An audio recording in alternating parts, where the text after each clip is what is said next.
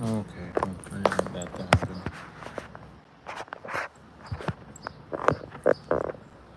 Mm.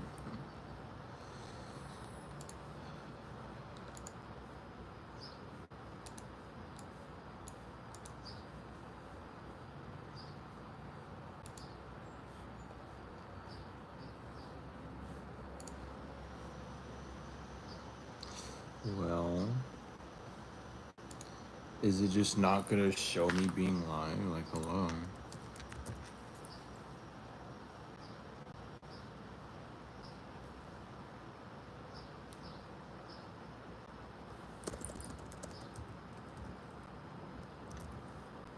Yes. There we go. Now it's starting to click up. What the heck?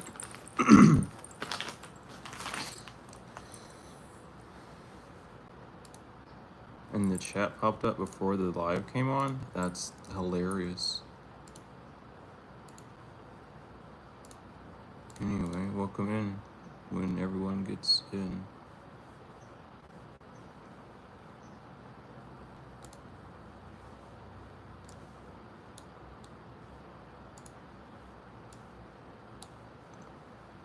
Of course it made me do that.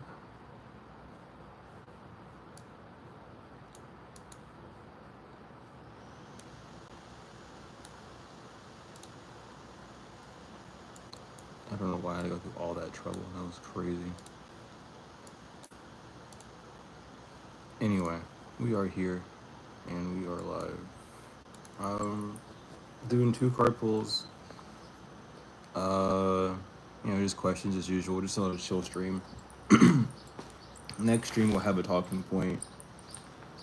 This one's kind of just gonna be gathering information, talking, things of that nature. I've been working on music, and it's had my complete attention. I've not been in like a study mood, which has been very good. It's been very cleansing on my sacral. And all is going well. All is going really well. Hopefully everything's going well for you as well, Lucid. But yeah, I've just been making music recently. I don't know. I'm at it. Like I feel like my writer's block is over again. I don't know why I get writer's block and it like stunts me heavily. That's why it's taken me so long to release anything. But I finally am gonna have like an official like first release, so I'm happy for that. But your first card is the Five of Wands reverse. So right now, with whatever you're doing, whatever you're curating, whatever you are, whatever your adventures dictating, make sure that you're not conforming to other people. Make sure that when you are doing the activities that you're desiring, that you're doing it from your place. It's okay to accept advice and constructive criticism from people, but don't allow people's opinions or people's way of outlooking, or even your thoughts of people's opinions. You know what I mean? Your opinion of people's opinions, for that matter, keep you from going down the path that you're desiring to go down with whatever you're creating, with whatever art, whether this is going in a relationship with someone or getting a new job or ending a friendship or however. Do it because it's coming from a place of comfort from yourself. Do it from a place where it's going to actually be of benefit to you, even if others are disagreeing with that sense. If that is like a struggle within that sense, really work on that. Working with the sacral chakra and throat chakras can help with that, but as well with the sun, just bringing more vitality into it. Remember that we're all children at heart, and really just keeping that mindset. Don't let the clouds kind of get in the way. Allow the true self to like shine through and radiate. With the sun being out, like just work on that self-expression. Really, not really that you need to work on it. If you are working on it, awesome. If but you don't have to. I just feel like that's a part of like what's going on right now, is kind of more of that character development where you're seeing more of who you are and what you can bring, rather than what other people could benefit from you. You know what I mean? So just keep an open eye out for that. See what parts you kind of like sway to have other people. Oh, you should do it this way. You should do it that way, rather than doing it yourself. And even if it's not people, and just like the situation you're in is just a tricky one, and you're doing it a way that feels right to you, but it doesn't. But it doesn't seem like what is the word I'm trying to think of? I guess socially acceptable. I guess I don't know. Is a term I could use. Um, just operating from that childlike space though with whatever you're doing is the overarching message.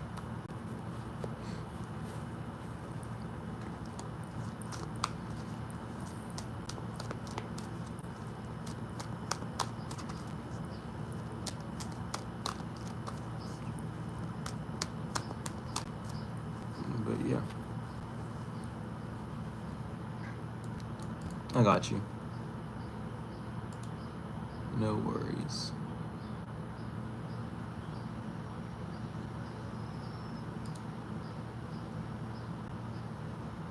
Okay, I got to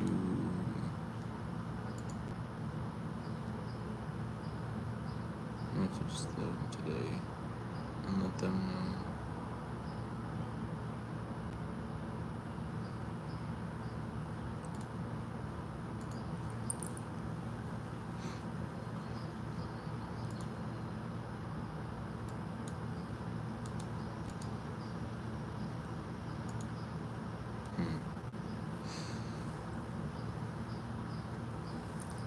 But yeah, how's everyone doing? What's everyone been up to? How's everyone doing? What's everyone been up to? I haven't got any of the shorts. I need to start working on those. I have the little script for the Three of Pentacles finished. I just haven't made the recording of it yet, which I just now remembered to do. Which I'm gonna write down.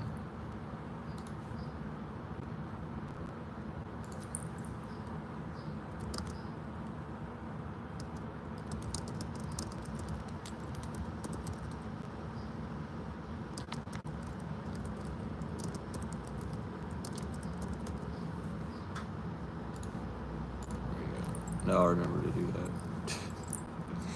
Welcome in, welcome in. Hey, Mark. I was thinking about you today. That was so funny. I was gonna message you after the stream because I was like, "Where's Mark been?" And I seen you posted on Facebook today. I was like, "Oh my God, Mark's here!" So it put a smile on my face to see you. What's up? Not much. Same old, same old. Just been doing tarot stuff, working on music. I'm gonna have a song out here soon, hopefully. But other than that, just relaxing. How's it been with you?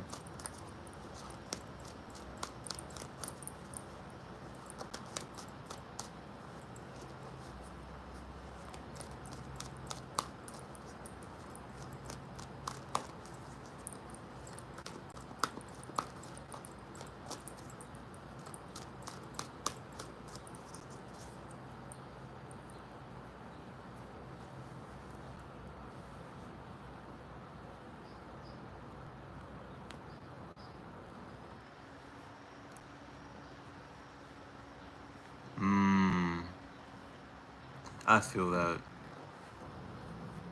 There's been a lot of ascension symptoms that we've had over here. A lot of people have been going through them recently. Uh, was the solar flare that happened 3 days ago? Because I've been feeling that solar flare for like a week before. So I forgot when the solar flare happened, but we had like I think it was a category 3 and a category 5 solar flare. I just don't remember, like, I think it was like either 3 days ago or it's ending sometime soon. But I've felt that energy like rise for a minute, and it was not a fun thing to do. It was a lot. But hell yeah. It's good that you keep transmuting that stuff, because I remember last time you were in, you were talking about the shadow work that you were doing. So it's good to keep that clean, good, keep that system good and steady.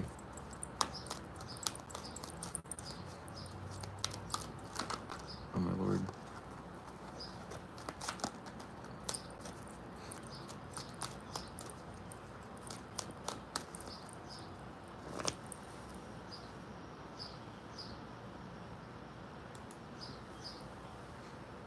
I feel that. Well, hopefully you do get time to relax. Hopefully you're not working too hard. I know how it can be.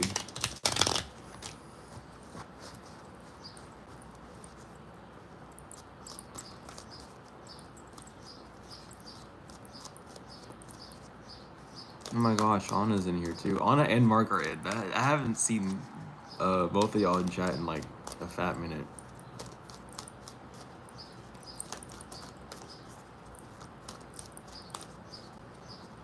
How we doing? How we feeling today? How we doing? How we feeling?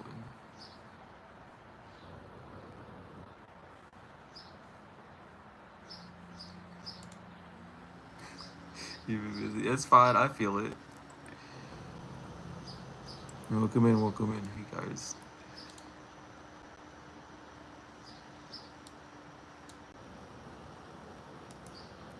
Yeah, I get that, Mark. I get that. Does anyone know of anyone specific who I could buy like tensor rings from? Does anyone know who makes them? Because I'm in need of tensor rings at this point.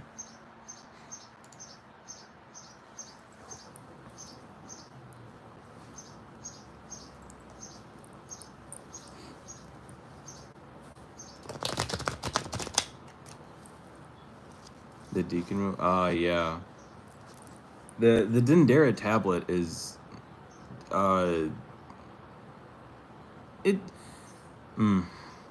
it's difficult because I still haven't fully like full on cracked it. I've been following kind of steps and walking a hopefully a familiar path that's gonna lead me to an answer. But from how it talks, it shows all the constellations. It shows, you know, the cardinal directions. It shows like everything that you would need in it. It's just about decoding it and being able to read it in that sense. And yeah, the hair's been growing out a lot recently. I forgot to put the oil that I usually put in, like can oil, but I remembered to put that in today. But I was doing really well. We're just chilling, relaxing, taking a break from making music. There was like a whole 2 days I forgot to sleep for 2 days because I was working on songs. It was not okay. Well, I mean, it was okay because I had fun, and but I don't think I should stay up all night for 2 nights in a row and work on music. That's just what happens. Because I don't know. This song's different because I don't have these moments happen a lot, but there's usually moments where either like a god or a goddess or a spirit, an entity will come to me and be like, hey, make this real quick, and I'll just like, okay. And right now it's a lot of my like ancestors coming through that are wanting me to make this song, and it's been working on it. It's going well. I've just been running off of spirit the past like 5 days ish. I've barely been eating. I've barely been drinking. I don't know. It's one of those moments. It's just one of those things, one of those times.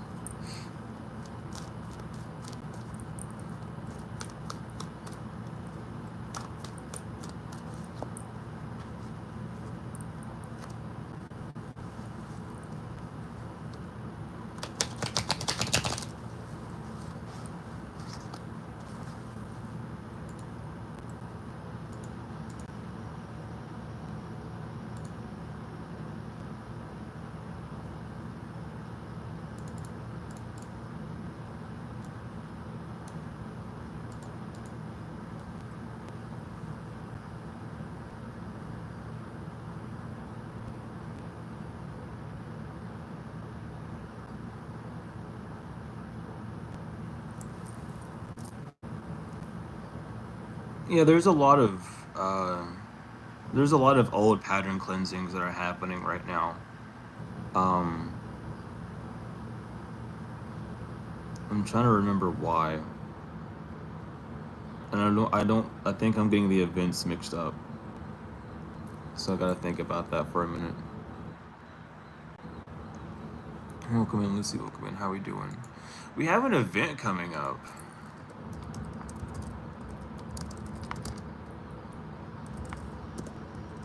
I know we do.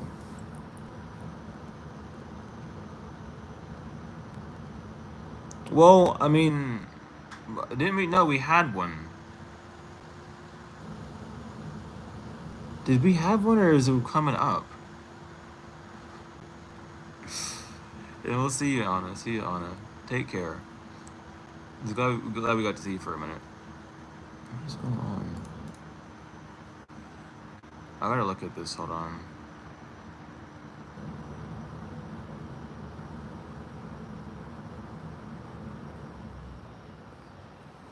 Oh, what the heck? I just realized the pin message has like something it's not right. That's hilarious.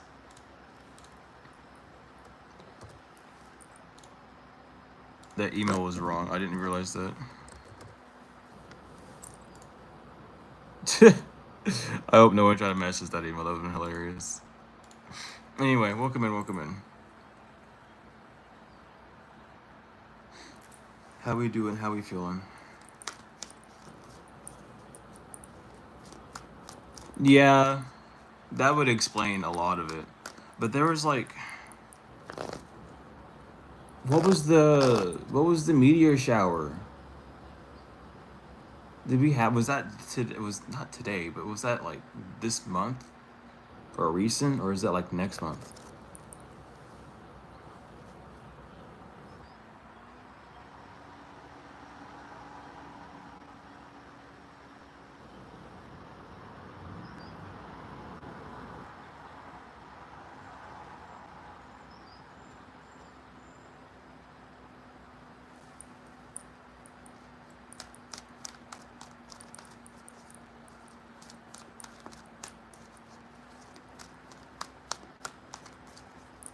Yeah, I mean, yeah, I know they're on Etsy. I just want to know if there's anyone like that anyone would know of, like personally. Because I don't mind us getting it from anywhere, but knowing that, or at least having someone that knows the individual is always like a good thing for me. Because whenever I feel guided to get something, I don't usually just like go off and buy it. I always do like research and like why would I need this? Who creates things of this nature? Who knows what they know about these things? And it's like, I mean, I know things about tune strings, obviously. It's just, I don't know. I always go through whenever I'm getting things. Welcome in, welcome in. You been sleeping all day? I feel that. I haven't been sleeping, but I've been making music all day. Well, forever. But I wish I could have slept all day. I was tired. I took a little nap, but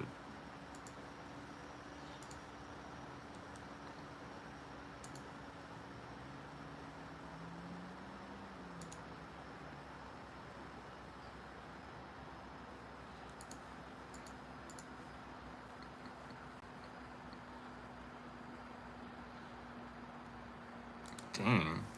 Everyone's just falling asleep.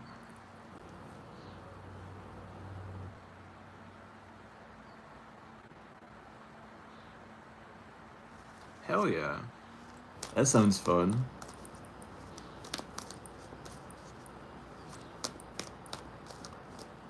Wasn't one of my friends also at a festival?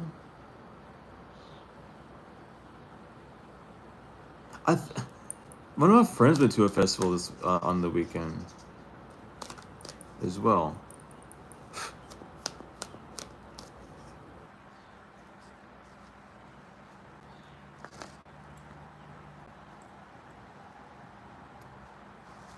I got you, Mastery. What do you need the cards on? We need the cards pulled on. I'll get you.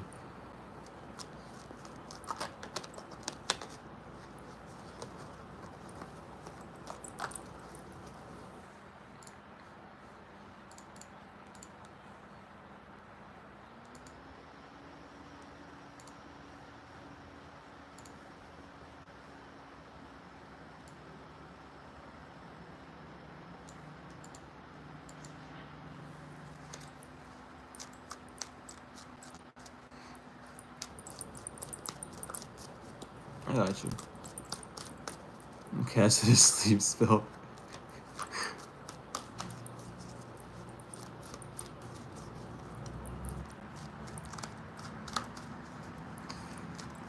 Yeah, Mark's the class clown. He's always going up with something like that. But yeah, I got you, Master. I feel that.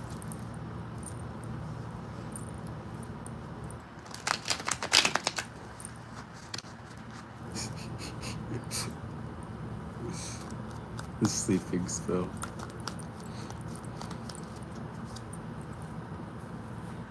Would a sleeping spell really be that bad if we're having issues sleeping though? Anyway, your first card right now is the Queen of Cups reversed. There are things that aren't really being seen, things beneath the surface that aren't being nurtured, and that could be causing drawbacks. It could be causing complications, things not moving forward as smoothly. There just needs to be more attention within your feelings. What are you feeling, and why are you even afraid of feeling those things? Is it because you've labeled certain feelings as feeling, I mean, as bad and detrimental to your character, or are you just afraid or unsure of how to feel those feelings, because you've never had the opportunity to feel them yet? Really just take time to do that though, because there are things underneath the surface within that feelings realm that you're needing to see, and and to just pay attention to it, not get rid of it, not bash it, but just allow it to exist in that sense. We have the Two of Pentacles. um it's a very interesting card to come out after that. um but it could be between like two states of being, two states of mind, job and work, home life, relationship life. However, there's feelings that are causing you to be imbalanced with whatever point of mind within your soul point of the journey. This is an imbalance between what you're desiring to actually do and your actual output of doing it. You knowing, hey, I desire to take these next steps, but not doing so due to some form of fear, or like something on the physical. So nurturing yourself in that sense, figuring out what what you're desiring more of now within that soul, and not that the soul is desiring anything of it. It's that it's the flesh that takes that desire and puts that pressure. The soul is just giving you access and shining that light on what you're desiring. um, but that's what we got for your two cards. Definitely just, I mean, again, just take time to really nurture and see like what you're desiring to do and how you can get there, and what's keeping you from getting there. Whether and it's from this point of like the internal. It's things that your feelings are carrying with the Two of Pentacles, with the ships being on the waters in the back is like heavily. It's like plans or ideas that you're desiring to do, or just like, oh, I would really love to do this, but things that you're not moving forward.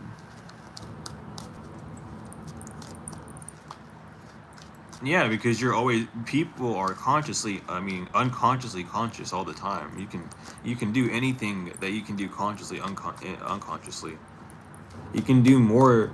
It's funny the way it is, but your subconscious can do a lot more damage than your actual conscious can.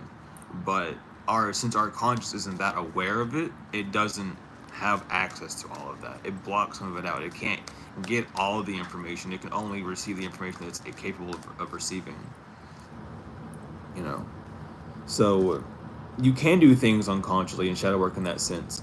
Um, just being aware what thoughts become prevalent. Like, for instance, your thoughts of, oh, I can't do this, are subconscious thoughts at first. They come from subconscious patterns that are rooted from your past that gather up enough energy to become present to create a feeling that would be this thought that you're having of, oh, I'm not good enough to do this. That's rooted from this subconscious behavior that you've already had, and that becomes one of your traits. That becomes a behavioral trait now because it's linked in with your system. Um, and that's how the subconscious can do all that. The subconscious can prevent you from doing certain things by acting in that sort of sense.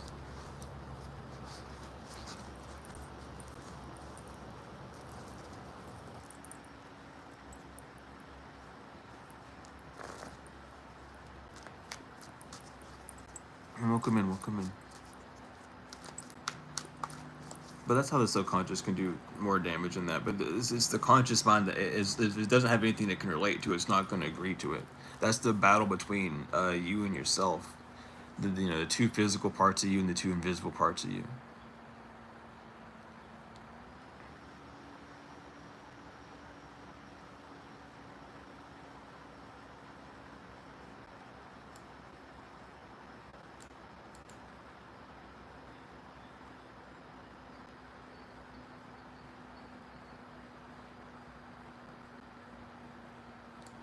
Angel card. Which angel deck? Where is the other angel deck? Because I don't even see it actually. Oh, well, I thought I seen it. No, I do see it. I'm staring at it. I was seeing it.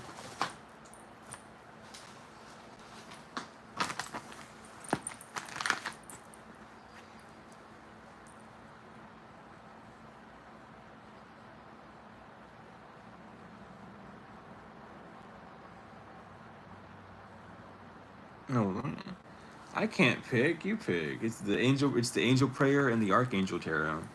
I don't know what deck we're using. I don't. I mean, I just have them. You just asked for the angel deck. I don't know which one to use. And get one what? I don't. I don't. I mean, a reading, sure, but from what? No, you can't lose any. Nothing on this physical can prevent you from losing or gaining anything on on the spiritual. You don't lose spiritual awakenings. You become more comfortable in the state of where you're at, of how conscious you are, and then you become more conscious that there's a higher realm. That's all it's going on with a spiritual awakening. You can't block your consciousness unless you're actively doing that yourself. The Archangel Tarot deck. I got you. The other deck? What do you mean by other deck? What deck are you talking about?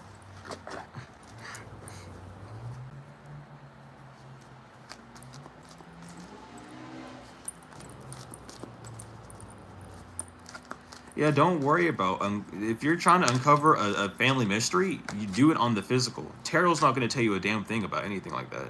You have to go do that research yourself. You got to start going through your family tree, get your ancestry, go do things like that. These are things you do on the physical to figure out if you're looking for that journey. You know, nothing within this spiritual sense of like reading cards is going to help you find anything like that. They don't have any proof of where they're getting that information from, and they're just doing that. If you're looking for actual ancestry and your like guidance in that sense, go by the actual records that people have. It's all out there. You can fill out like there's a literal form that I forgot what it's called, but you can fill out a form, and you get like all your ancestry. You get your blood type. You get everything from like as far back as they have it within the government's database. You can do all that stuff. Like.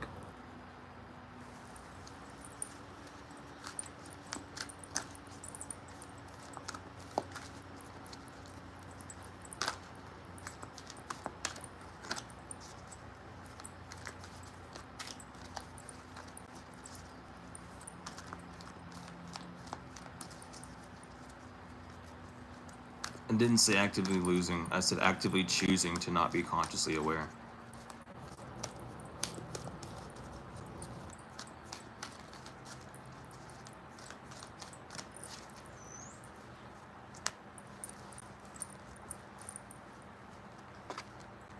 But your first card, Daniel, is the Six of Ariel. Material needs get fulfilled in magical and unexpected ways. Acts of kindness, giving or receiving with a grateful heart. And Leap of Faith, Archangel Metatron. Believe in yourself, listen to your heart, and do what gives you joy. So that's yours. That's your two cards, Daniel. Definitely, if you're desiring to take that a path, be sure to take those first steps of doing it. The path is gonna, is this going to be a successful one? Things are gonna be made. And it's on the bottom. It even says divine guidance. So again, like just following the heart space. Whatever you're doing here next is definitely gonna be very beneficial for you. So hell yeah. How does one actually choose to do that? Well, people do it all the time. When you choose to not be aware of something, that's you choosing to block consciousness. If you choose to like, oh, I'm gonna choose to like say this and that. I'm gonna choose to put these cards in a box, right? I've now boxed in the cards. The cards cannot not leave the box unless I want them out. That's me actively choosing to put a cap on something and prevent it from being seen. Same thing for knowledge. Same thing for like what people have done over the centuries. Mischanging information, hiding information, keeping yourself like blocked away from yourself consciously. Because you can talk to people like, oh, we all have a soul and everything, but they block that out. They don't believe in it. They don't want to be bothered by that. People, it's a thing. It's the same thing as detachment, really. It's becoming so detached that you've reattached to another part of you, which would be the rational sense.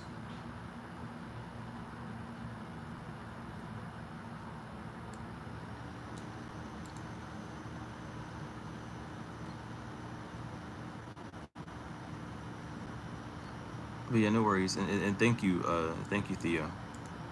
Um, what deck did you want? Um, and what did you want the reading on? And I can get you for that, Theo. And I got you, Daniel. I got you. Oh, I remember what that is. Never mind. Very, very powerful angels.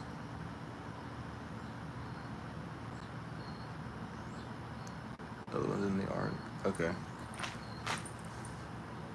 I got you.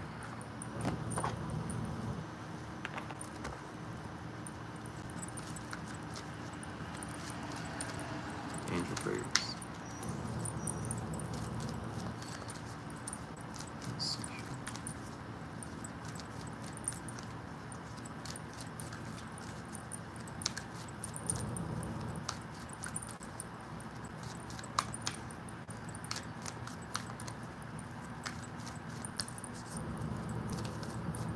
Welcome in, cool. Welcome in.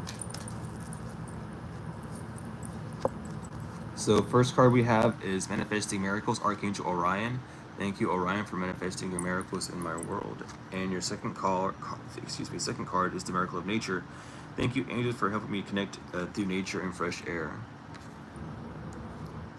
So definitely taking time to get out in space, get out in the air, getting out in nature, is going to help you move forward. Other than that, with manifesting miracles,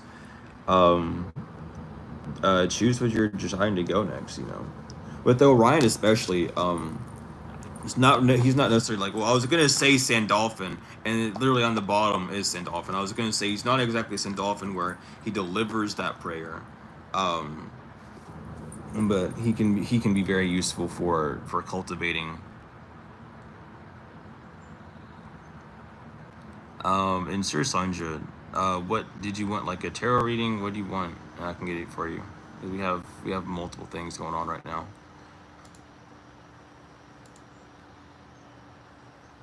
Towards the woods? Hell yeah. I feel that. I want to go into like a more wooded area. I don't like the city that much. I'm not much of a city person.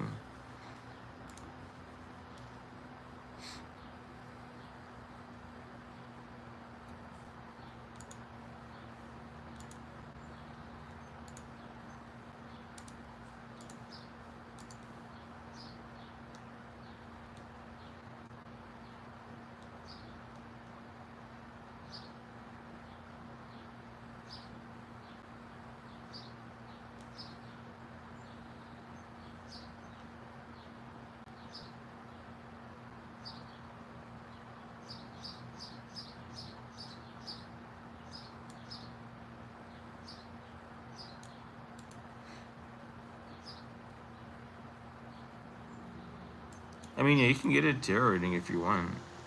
That's mainly what I do. I just have the other cards, um, just to have them.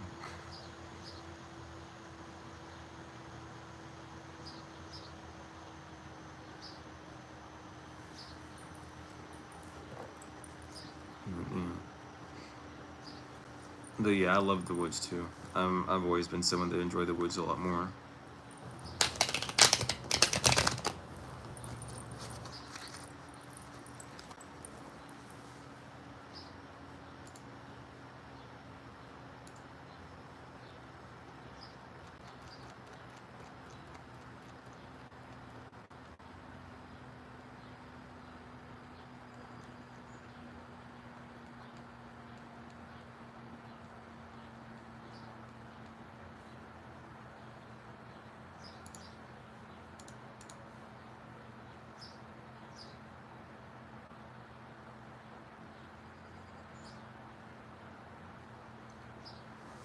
It's nice.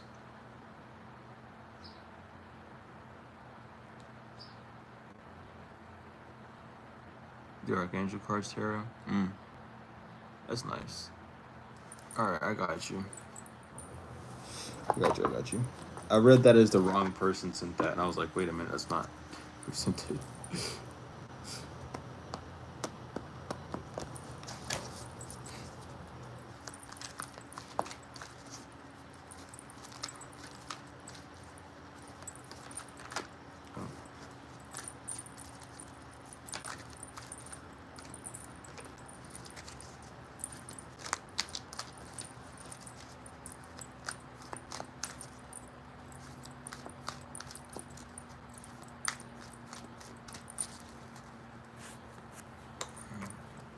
So your first angel card, Sonja, is the Ten of Gabriel. Ask your angels for helpful people to lighten your load.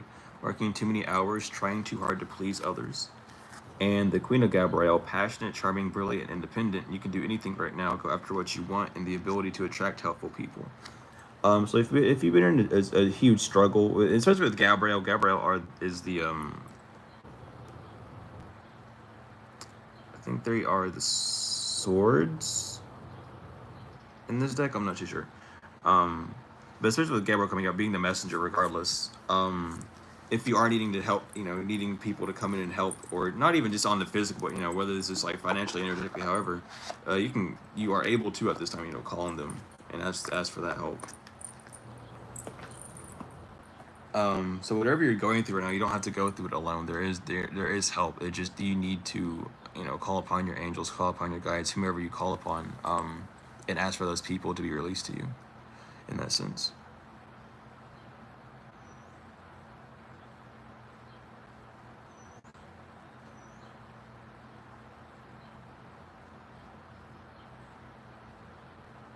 Yeah.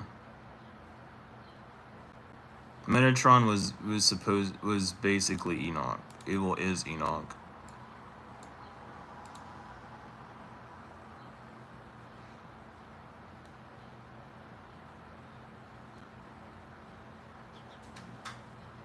And yeah, I get the whole thing not vibing with the Galactic Federation. I get that.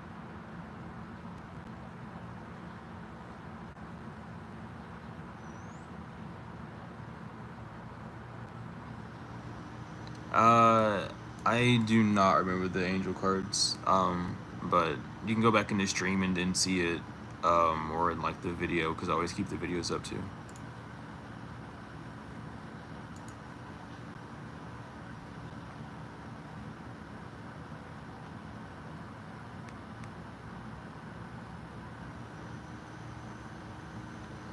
I don't, unfortunately, I don't remember the cards that well when I'm doing the 2 card pulls.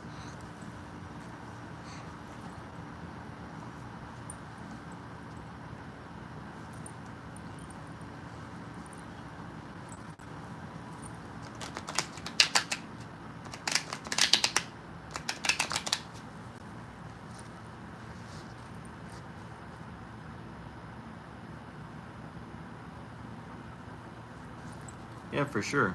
What do you want the reading about, and I can get you.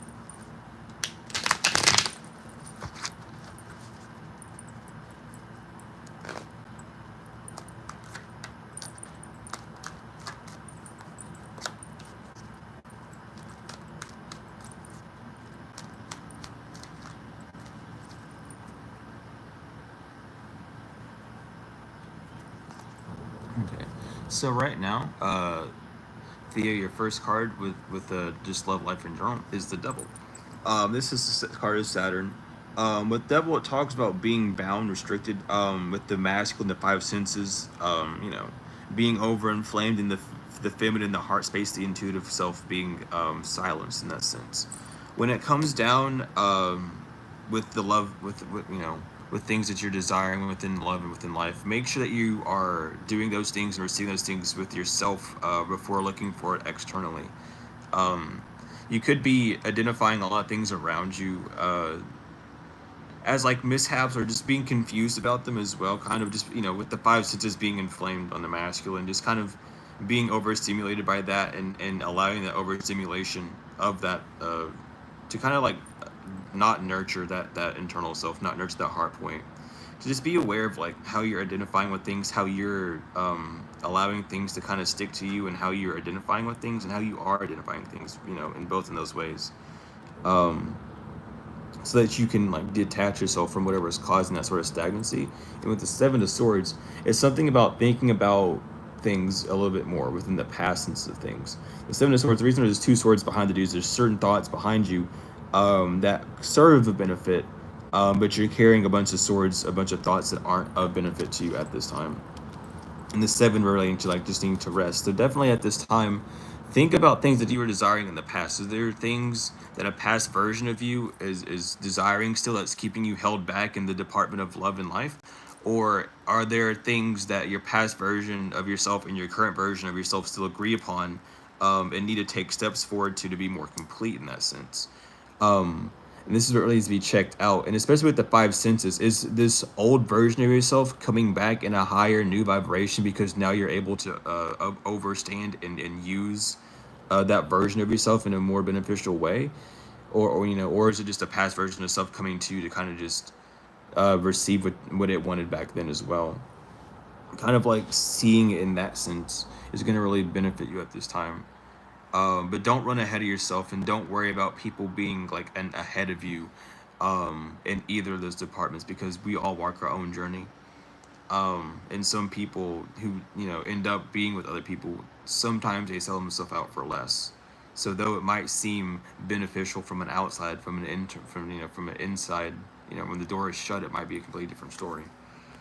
All in all, just stay very like stay I don't know if you are now, but stay strict within focusing on your life. um don't really look outside of like what you're desiring. Don't look outside of your scope, and don't look at what other people have that of what you desire either. Keeping that clean visual spectrum is going to help you stay like more balanced in the heart space, and not so much in the rational minded space. I got you, no worries. I got choked on my words. I don't have any water. So I gotta like take a little break, like breaks. I'm gonna go down there and get some water soon.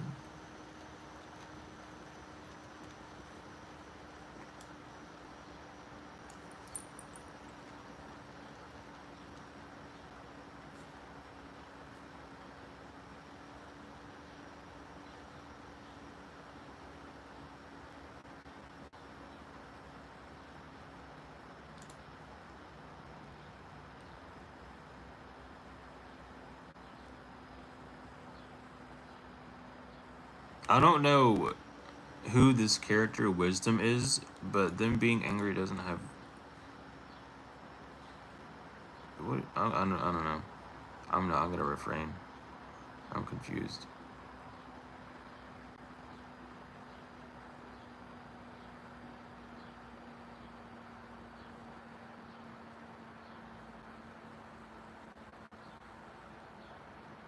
And there's no one in the chat named Wisdom, so there's no one. And yeah, I'm doing two cards.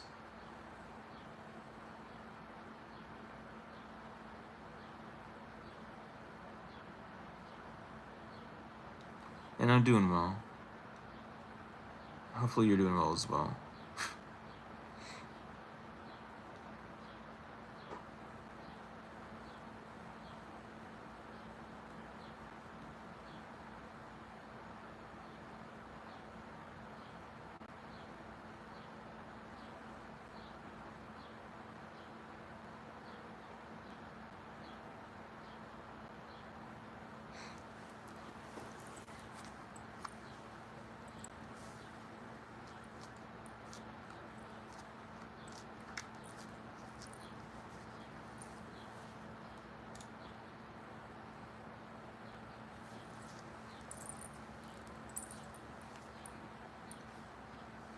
Oh, not Sophia. We're on opposite sides, dude. I don't know who you are. Sophia is not my mother. Oh God, no. I'm okay. I'm born of true light. I'm keeping it a buck and clean with you. uh, I'm okay. We can be friends, sure, but we ain't. We wrong person, dog. You know, wrong corner of the planet. But I got you for the two cards.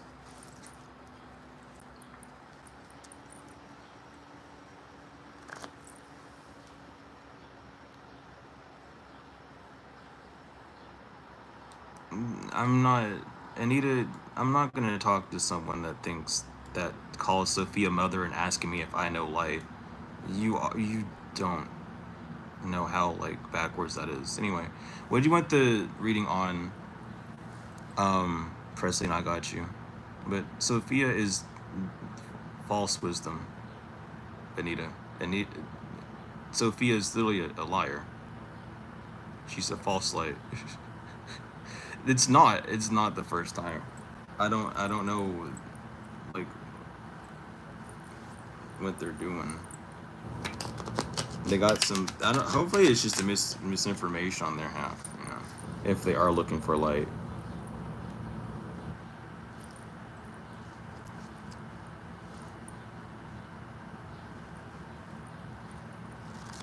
Whenever Daniel's here, Daniel has like everything. If Daniel will like have a message sense about the topic before I'm even talking about it, like Daniel just time travels and does that shit. I don't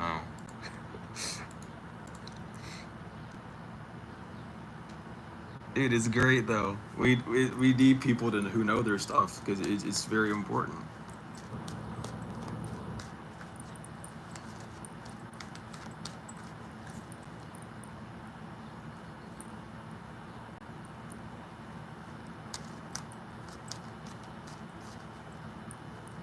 Just in general, I got you.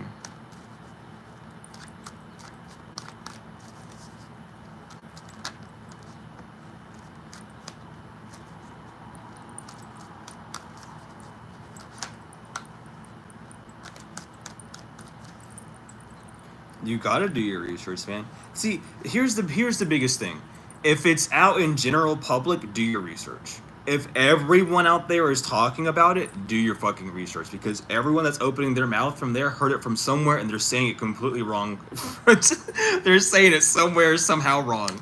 They're either misconstruing information on purpose or they were just taught or they just told the wrong thing or they just weren't told the purity of it or they are told the opposite of the thing. It's like if once it leaves like it's literally once it leaves that cone it splits out and whatever it gets fed out to others is what's fed out.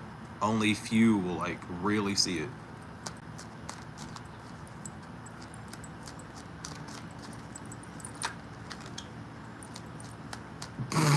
It's Presley.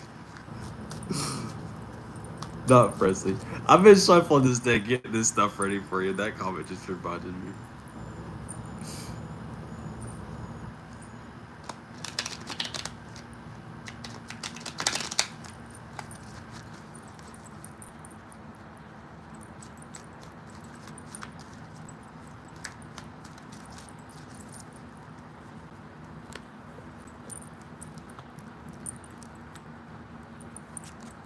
So your first card, Presley, is the Devil Reverse. So if you feel like you're bound by something, you're not actually. Be aware of your five senses being inflamed. You are operating out of a heart space. Things around you might seem claustrophobic and very tight and dense, but it's not as condensed as it might seem. You're not bound to anything right now. You're a lot more free than it seems. So really focus on that heart space to kind of guide yourself at this time. You might just be new in like whatever area you're in, whatever you're trying to do might feel new, whatever energy you're in might feel new. So you might be a little bit blind in that aspect of it, but that doesn't mean that you're blind and lost. It just means that you're blind and you're getting used to where you're at. With the King of Wands upright, be careful of ideas that you're getting though. There's not like a solid idea, which could also be this caused this feeling of like not knowing what to do, or knowing like how to take these next few steps into something that's going to be, matured and stable, and no matter what state of stability this is for you. But looking forward at that, and just seeing like allowing yourself to know this is a planning phase, and you're not needing to get to like that final point just yet. There's an order of operations. There's like a set things that are happening. You can't just instantly land and have something be matured. So allow this like area that you're at, where you're coming back up, where you're starting to open your eyes again, and detaching, from like an occurrence or a situation again, seeing it from a new angle, and allowing the ideas to come to you, and not jumping with it so quickly at this point. Soul fracturing or soul loss. Can't fracture nor lose your soul. Your soul is whole. It's connected to the mother. If anything's happening to your soul, it's not happening to your soul. It's happening to your mind. It's your mind that's fractured, and your mind that is lost. It's retrieving things that aren't of true, of any sort of factual or any light.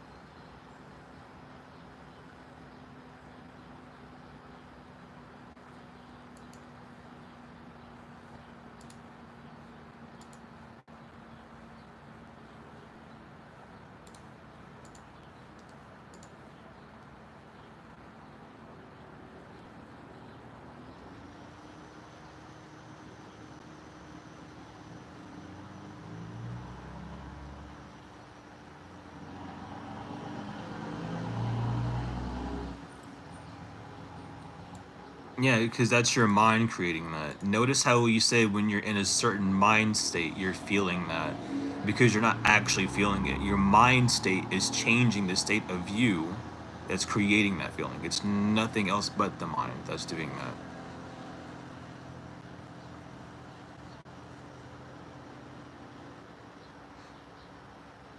It's always a mental blockage. When you're feeling something is blocked internally, it's a blockage from something internal, nothing external. There's a mental blockage. If something is blocked externally, there's still some form of internal blockage, but it might be preventing you from taking a different external, um, movements or actions.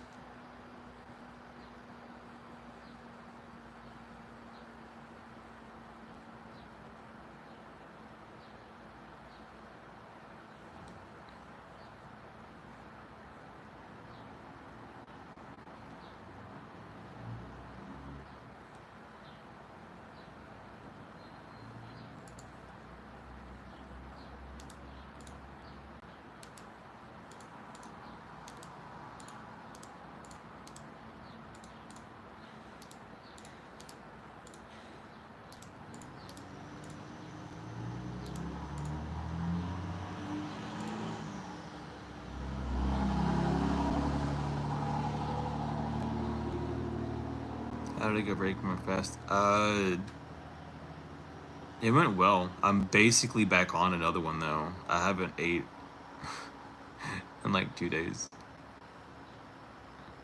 so it didn't really matter. I don't even mean to fast. I've just been busy like working off spirit, but it went well.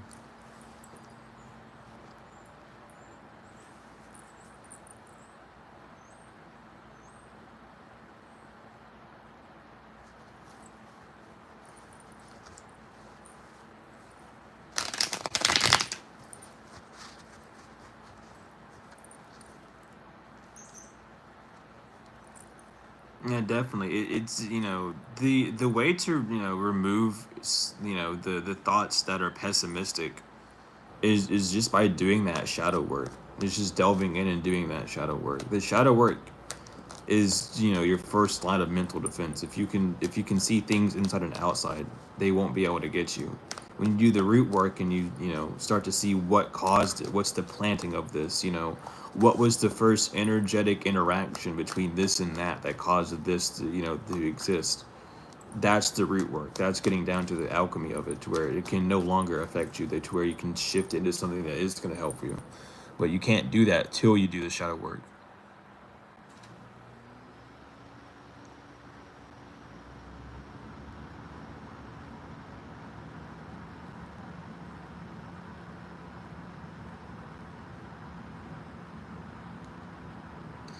Yeah, that's how it was. That's how it always is. A lot of every time I end a fast, I'm always just like, I really don't want to eat though because there's nothing that looks like satisfying. It's just my fucking body, and my brain thinks that my body is in pain because it's hungry, but it's not. It's in pain because it's detoxing fucking decades of waste.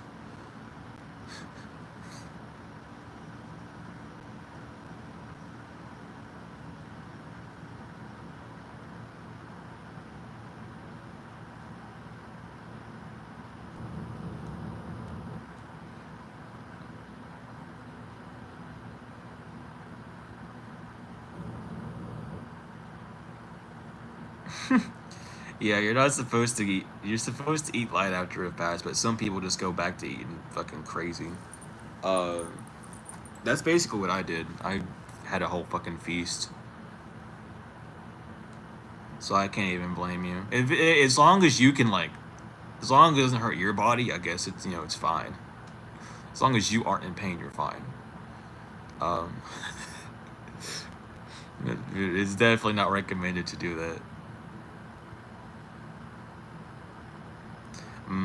Yeah, I always make sure there's like a reason behind why I fast.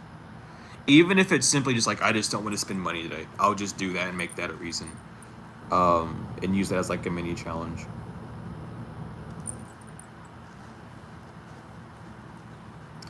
It is a bad habit. It really is. Because you go like all that time without eating, and it's like, man, whenever I'm out of this fast, I'm gonna go ham, and then you end up just going ham. It just be how it be.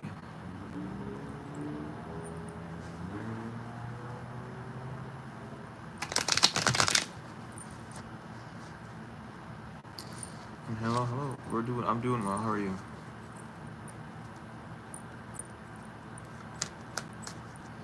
Yeah, that would definitely add a whole like layer to fasting, is cooking a whole meal for everyone else and just being like, yep, I don't get to eat any of this. I just get to fucking cook it.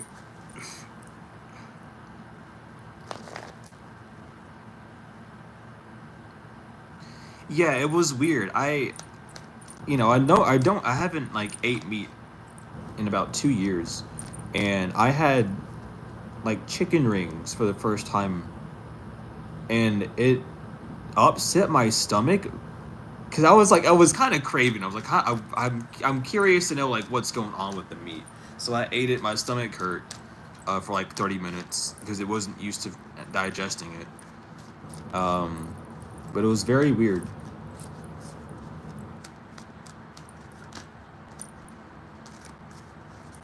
Is there a list? Nope. We're just sitting here talking.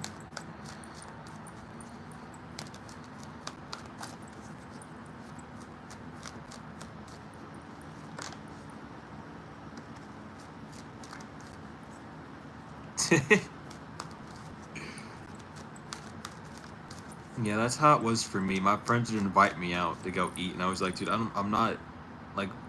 They would always say like, why would I get salad and stuff? Because we'd go to like steakhouses and shit. I was like, I just don't eat meat, dude. Like, I'm everywhere we go, I'm only gonna eat a salad. So they stopped taking me out places. I was like, damn, okay, fuck you then.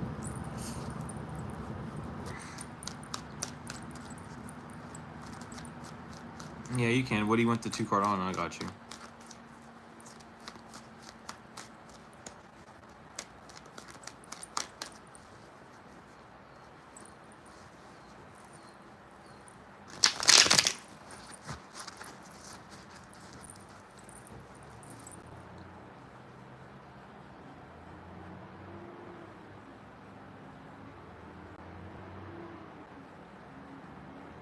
Whatever comes out. Well, that's not gonna like help. I need something to be able to grasp it too, because like I can't keep giving out these like general readings. They don't exist. I need something to grasp it to. So I'm gonna have to start like implementing that down a lot more, because like just saying general doesn't help. Like you can't get a general reading because what the fuck are you? I don't know you, so I don't know generally what you're like. You know what I mean?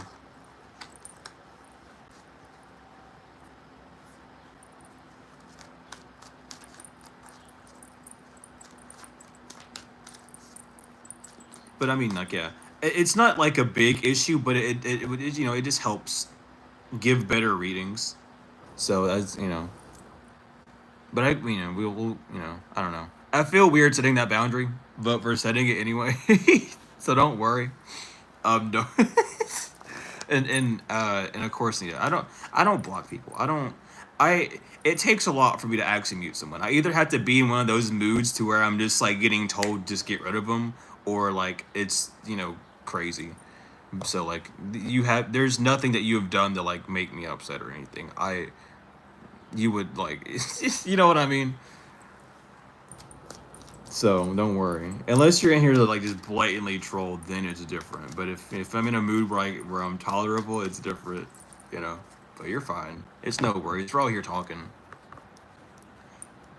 And yeah, you can get an energy check, Steven. But yeah. I'm not used to setting those boundaries, so that was definitely something for me.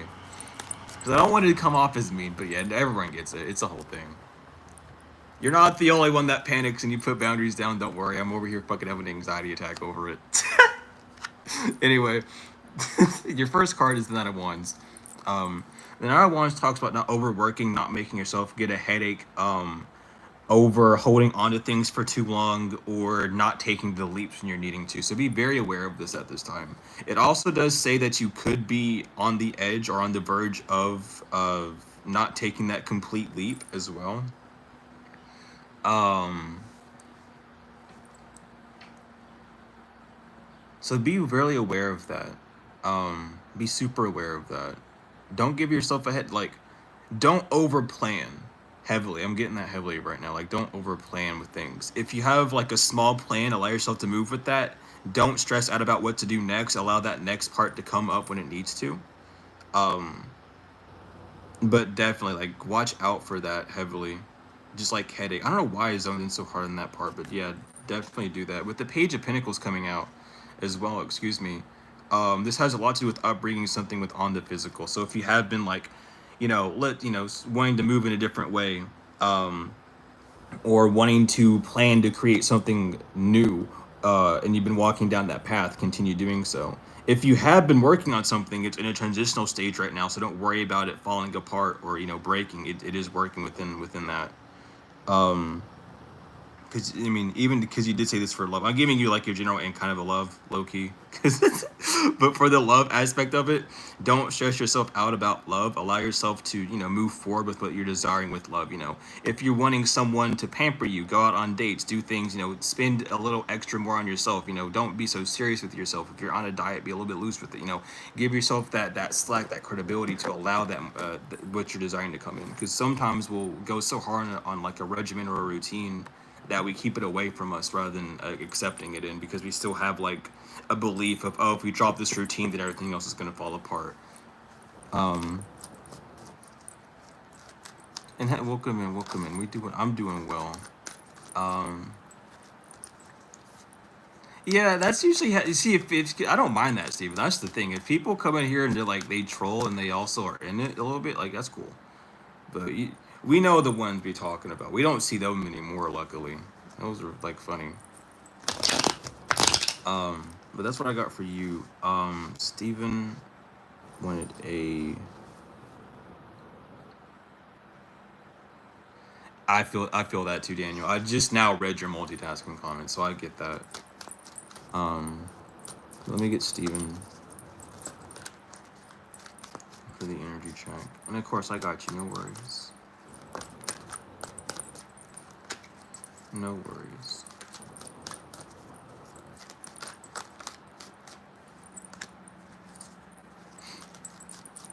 Welcome back in, Mark. Welcome back in. How we doing? How we feeling? All right. So we have the Knight of Wands for you, Stephen. Right now, whatever you've been feeling, whatever plans have been kind of cultivating, it's time to take it to the next step. Allow the feeling to come in. If you've been planning something, delving into like the details, the juice of it, I guess is what the feelings would be. What is this idea going to hold? And you're fine, Mark. You're good. What are you going to be putting this fuel into, moving forward with it? Because with this energy check, it just feels like making sure that you're ready to move forward. And it feels like you are ready to move forward. It's just being more on point with it. Like not being in like a, oh, I don't care if this happens, I don't care if that happens. Having more of like a direct point of where you're wanting to go. And because the second card is the Magician as well. You are in this energy. Every time we pull out the cards for you, it's always something about like creating something. It's always about this Magician energy. I've noticed that a lot with you recently. You've just been in this energy of just cultivating and creating. You may be ready to bring something that you've been manifesting down to the physical right now as well, with the Wands and the Magician coming out like that. Something is ready to transition from, you know, from the spiritual to the physical. So get ready for that. I feel like that's why I was also saying like you know, getting things down more packed. Now that something that you're desiring is coming in, it's like, are you actually going to move forward with this? Do you actually desire to do this? How are you going to change things? You know, what parts of you are you going to listen to? What parts are you not going to listen to? And not in the sense of like shadow work or anything of that nature, but what parts of you are you going to work on that are going to like benefit you? Like, are you going to listen to the part of you that is, you know, in a bit more of a professional state of being, or in a more relaxed state of being? Like, how are you going to blend those two together when this thing comes down, when this thing like fully cultivates? But regardless, like this does seem like something is, you know, that you've been making is surfacing down. It's gonna be able to nurture you. It may be a feeling. It may be the feelings of this, you know, of what you've been desiring, you know, cultivating more, or things around you giving you that feeling that you've been needing to feel to generate it. Whatever the case is, there are things happening that are boosting this sort of manifestation, or like whatever you've been desiring to create towards you.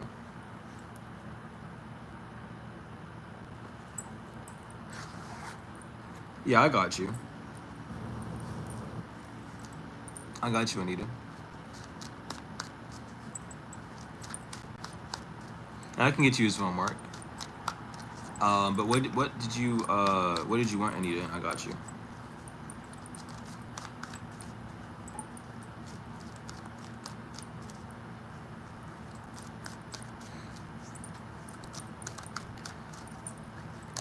But yeah, while that's going on, I can go ahead and get Mark's. I can get you. I can go ahead and get your energy pool, Mark. So for Mark, right now we have the Ten of Cups reverse. There is a disconnect here. Um, Anita, I can't pull cards on future things with tarot. That's not how tarot is used, so I can't pull a reading on that. Um, so only time can tell for that. And what are we doing? We're doing tarot readings. But back to Mark. Mark, with the Ten of Cups reverse, there is a disconnect between you and the celestial bridge. If you've been having issues like creating something or having something, you know, draw towards you from the divine, this disconnect is the reason why.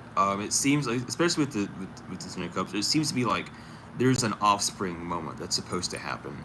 Um, so something that you've cultivated or that you've been creating is supposed to offspring into something else, or balance into something else to become more formulated, become more stable with itself. So kind of just seeing what parts of yourself could be branched out a bit more. What things have you been doing on repeat that have been doing good but could be improved, basically, to help that connect. And again, with the Hierophant, two heads are better than one.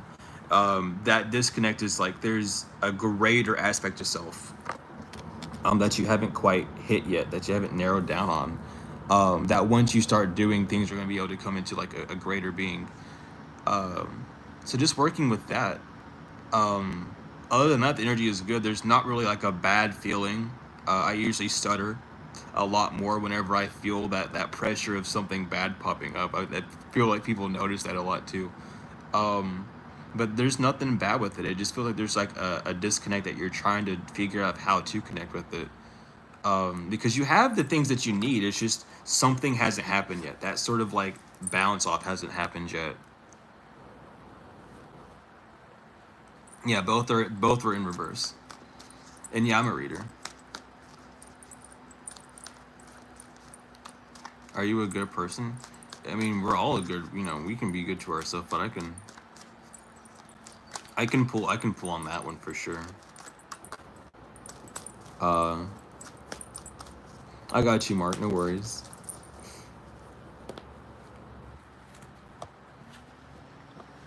But Anita, right now, With the questioning of asking yourself, the reason why you have that question of are you a good person is the Six of Pentacles. There's something that you are desiring to receive.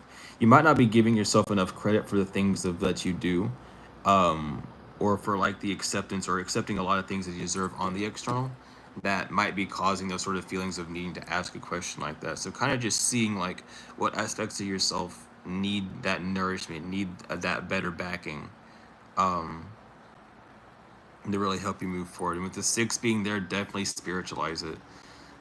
It's definitely it's heavily about just kind of seeing what you're saying in a more like spiritual sense. Whatever question is, because especially with like am I a good person? Seeing like what are you doing that isn't aligning with yourself in that spiritual sense to make you believe, not even believe, but make you know and to feel that you are that individual that you are. And it's the Two of Pentacles. It could just be just the balance, the struggle of the balance again. The struggle between like the me and myself of the being, the me of who you are to everyone outside, and myself of who you are when you're when you're not around anyone. That duality of self may be a struggle at this point, so just overstanding that you need both those aspects to be the whole version of you. You can't lean too much on one or the other, or you'll be you'll be lying to a part of yourself. So the question really isn't, are you a good person? It's what side of you are you feeding more into to cause that sort of questioning? Are you being too nice to people to make yourself feel like you're being bad to yourself internally, or are you coming off as rigid towards people and being mentally aware of it that's making you feel like you yourself are a bad person and seeing it from that aspect? But regardless, the fact that you have to ask yourself, am I a good person, shows that you're on the right path of being that individual that you're wishing to be, and getting the things that you're desiring to. Um, because always it's always you have the solution to the problem, or you're already solving the problem when you have. I mean, you're already getting the solution when you have the problem. Excuse me. So when you're already thinking those things like, I'm a good person, I'm desiring this, can this happen, is that going to happen? You're already halfway there. All you have to do is do the physical work to get there. The divine did their part by giving you that idea, by giving you that hint of saying, hey, this is something that you can do. You accepted it. Now the last part that needs to happen is your work with it. You know, and whatever you do with that, then the divine can move on forward with it, back and forth, back and forth.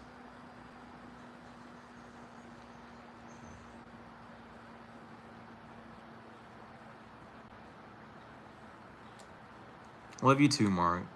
I'm glad we got to that you got to pop in.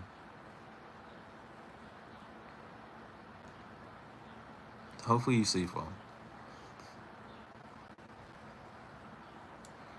Exactly, because in order to be good to a good person, it means you have to be good to yourself. And a lot of times when you do things that are good for you, it's not good for other people.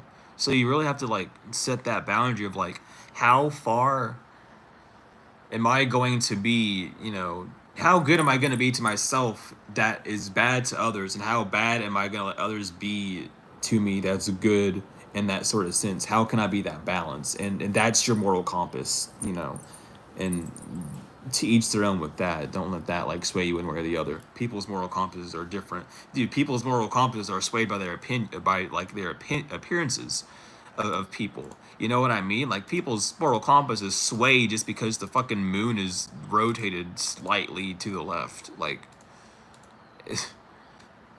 well, supposedly at least, it's just really the chemical balance of the human body that gets messed up. But regardless, the moral compass is a really simple device, but it's very finicky.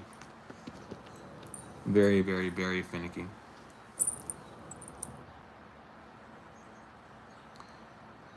Yeah, then I feel the Neptune trine for sure. Neptune trine has been very, very interesting. Hell yeah. Hell yeah, Mark. And welcome in, welcome in. How we doing? How we feeling?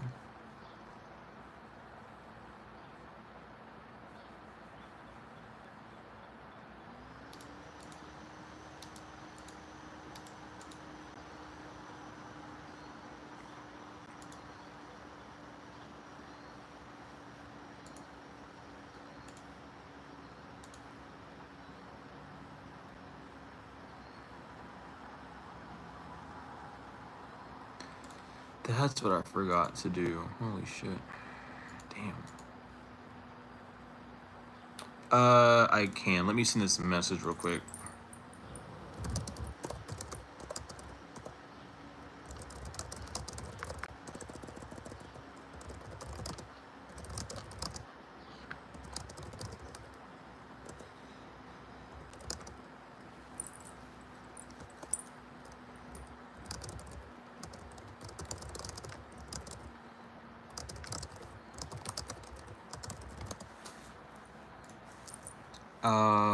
And yeah, I can.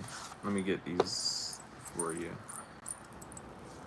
General advice for healing, and I can get 2 cards for you as well, Juanita. What do you need in the cards pulled, and I can get you.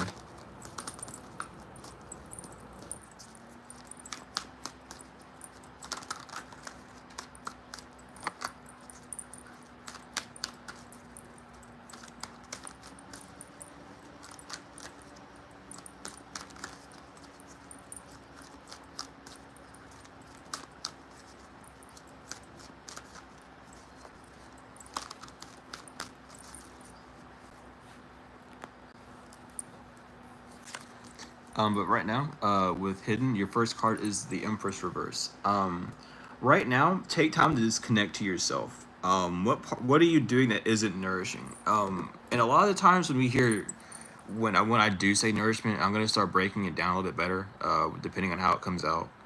But not all nourishment comes from that feminine element. Nourishment does come from the masculine element of actually doing that work to then receive. That's part of the nourishment as well. So with this heavily, just kind of seeing what party do you connect more to at this point. Are you needing to connect more to that masculine sense to where you're actually going to, put in that effort to receive, or are you going to be in that energy of the feminine where like you're just going to receive by a default or by like proxy? And what I meant by like putting in the effort to receive is like, are you putting something out to receive something more? In that sense, like how are you operating in this sense? And that's going to really show you for the general healing. Um, it's just seeing like what function are you in? Because not all like things when it comes down to healing, we don't need just feminine energy for healing. Sometimes the healing energy is actually the masculine that we need. Um, so just paying attention to like what energy you've been in more of, and not indulging but beginning to walk the path in that other energy. And again, yeah, with the 7 of swords, there's some form of thoughts, a certain pattern that has kept you, that's trying to show itself to you again so you can see how you need to move out of it. There's an aspect of yourself that you kind of like rely on, that you might be relying on when it comes down to healing, where it's trying to show you a new way of moving around it so that you not so you don't like box yourself in. I don't know why I can't speak right now. Excuse me.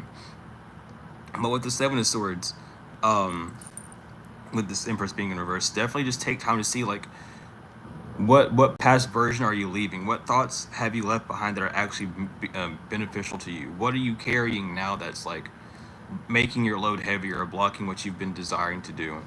Um, but moving forward in that sense is really going to be a benefit at this time, especially for healing. Because this, the way it's coming out is different for this one, especially with the 7 of swords. It's like it feels like an opposite. Instead of like getting more of what you're in now, you're needing like that opposite to balance you out. In like very simple terms, just whatever energy you've been in. If you've been in a feminine energy, step into more of a masculine. If you've been in a masculine energy, step into more of a feminine at this time. Give yourself that counter healing. That counter. I guess I could say counter healing. I guess I don't know. It's use the opposite force to help you with this healing journey, where you're at on the healing journey. I'm so tongue twisted right now. I'm so sorry.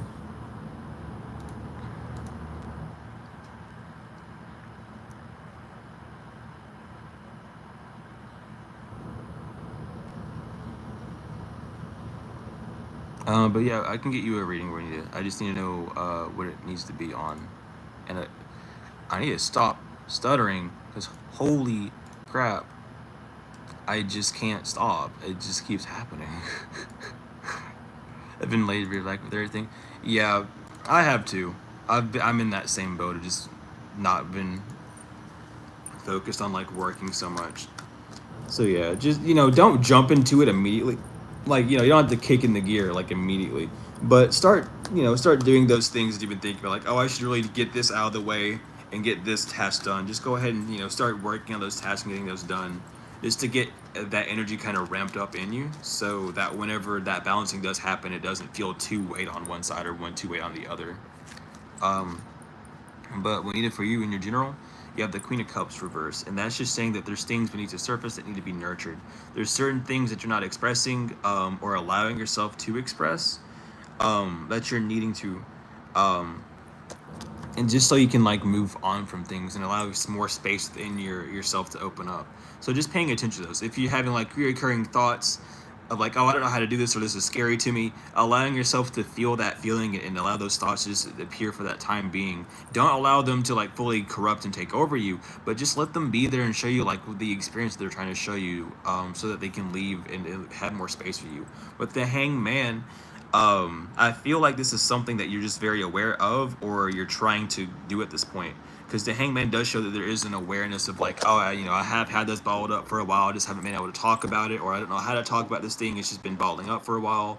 It might be a tough subject. It might be something that you're still grieving through. It might be something that you're still trying to understand it and like really grasp, because again, you might not really have like an idea of what happened.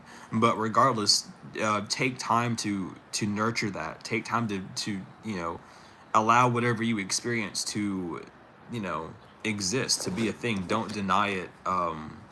Its purpose, of showing you and allowing you to exist and to feel and to live, not to tear you down.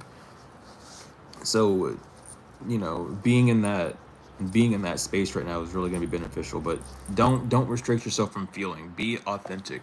A lot of people are so caught up with like, oh, I need to operate out of love, I need to operate out of this and that they forget to be authentic. And authenticity is the highest vibration. So truly, like, be authentic. If you're having a bad day, have a bad day. If you're mad, be mad. If you need to take a day to cry, do that. Be authentic with yourself. That's the ultimate form of love. That's a love that not even love can hit, because what we think as love is not actual true unconditional love. It's under a condition, it's under a pretense by some degree. True unconditional love is that authentic state of being, just allowing things to be as they are without needing to push or shove or get more to get less. It's a hard thing to do, of course, because we're human after all. We got the flesh combining us. No matter who we are outside of this flesh, we have the flesh and its contradictions on us. Um, so don't beat yourself up over it, but always just be that authentic state, you know, because that allows you to be more of who you need to be. It allows you to be more on your destined path, rather than a path that's blended between destiny and fate.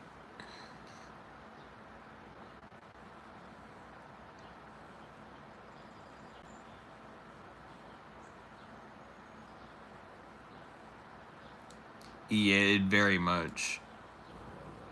What's up, Lessa? Not much. Just doing readings.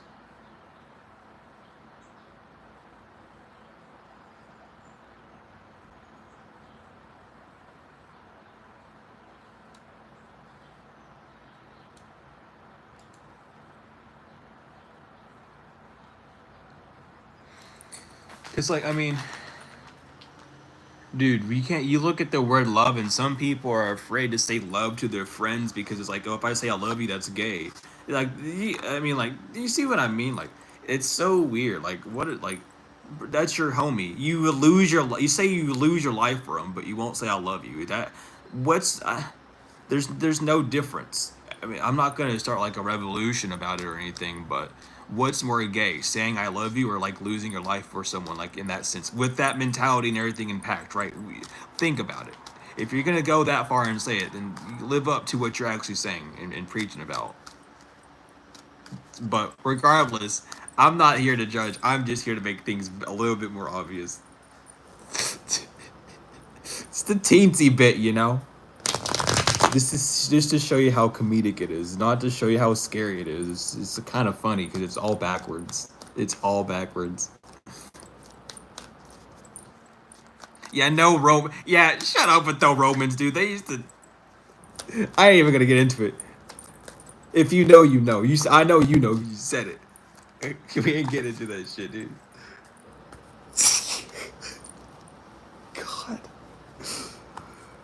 There's like there's things like that that I forget exist, and then I'm just reminded by people like you, and it just really makes me happy. It's like I know this now. Like I had a moment in my life where I was learning about things like that, and here we are, dude. No Roman.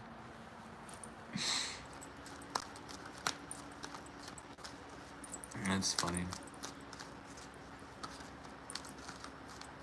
But yeah, it definitely is a hard lesson.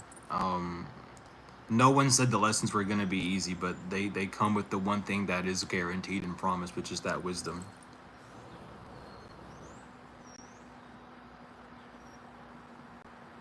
Ooh. Unfortunately, tarot can't tell you things about that Lisette, but that is interesting. Well, actually, no, I read that wrong. I read that completely wrong. I can. My bad. I can get that. I don't know what I read the first time, but it was not what you wrote. I can get that, Lisette. My bad. I know what you're. I know how I can like. I know how I can squeeze that in. My bad. I can't talk. I can't read. Help. Something's happening. But yeah, that is rough. I am. That does not sound fun. But I can definitely pick up on that. Get my head back in the game, dude. Send illusion cast over me. Dude, I don't even know what I read the first time, dude. I'm not even joking. It's like I was like, I don't know what you're but I got you, I got you. Um and welcome everyone. Um but right now, listen, what you have is justice as your first card. Um and with justice kind of talk with this and going with injustice, um it might have been like I'm gonna get the other card first, actually, because I don't know, and I don't want to gauge. I don't feel comfortable just like gauging it like that. I'm gonna pull the other card and see. Um, and that's kind of how it was coming out too. So I guess that's weird. I mean, I don't know. This is like one of those weird readings. So it's a Three of Swords reverse came out in reverse. This isn't anything bad. This is just one of those moments where you hit like that nugget to heal. Um, that sounds really like bizarre to say, but it's like it was just that moment in time was just that perfect moment with Justice and the Three of Swords reverse. It was just the moment to heal. You were asking for like healing, and it happened in that moment, basically. You know, whatever shadow work you've been doing, whatever works you've been doing to heal from what, not even from that specific thing, um, just from you know, just the shadow work you've been doing. It was just one of those times for that to pop up. Because again, with the Three of Swords being reversed, the thoughts aren't hurting the feelings. It wasn't really. It's not anything to like cause detriment or to like hurt you. And with justice, it's there to give you clarity and clearance. It's there to give you balance, a higher structure of what happened. So I mean, it was just that time and place. You know, that sounds so weird to say in a reading because it usually isn't like that. And I'm like, I'm trying to look like, I mean, I'm looking at the symbolisms and everything. I'm making sure because you know, purple in the back, the green over the red, the foolishness, the rulings over the consciousness, with the purple in the background, the third eye, the royalty, the crown, the sword, and the Libra symbol, the balancing, the justice in the left hand, divine justice, and the crown on top, showing royalty, being balanced. It's like, yeah, I don't know. It was, you were just at the right time. It was just, I, I feel weird giving stuff like that out, but I have to get used to that too.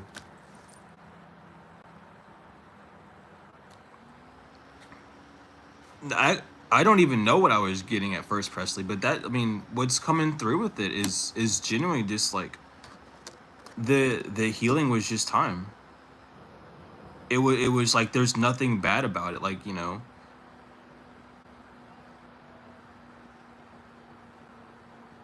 if you can't read other people, how can you read for other people? You don't. Well, when you're reading for other people, you're figuring out what their state of being is.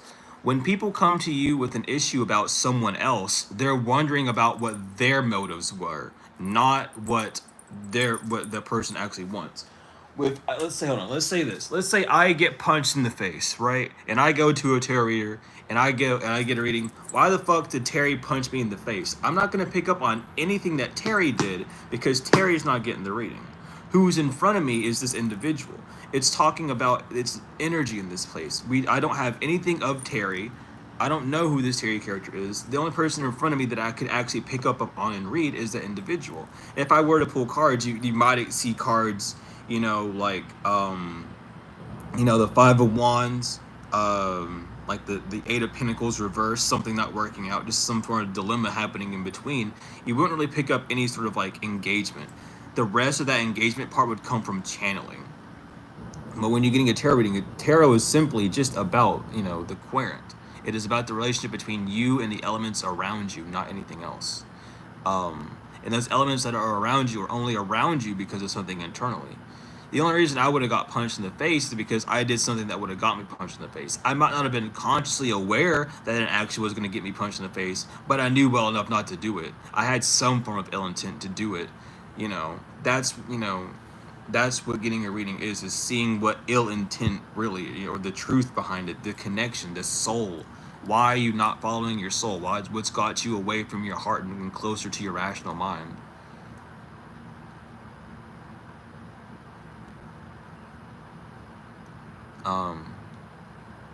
That's what we're messing with. And as well, tarot tells you the alchemical order of things, fire to water, water to air, air to earth. It's not a device to tell people about other people. I feel like people who do that just have like an issue.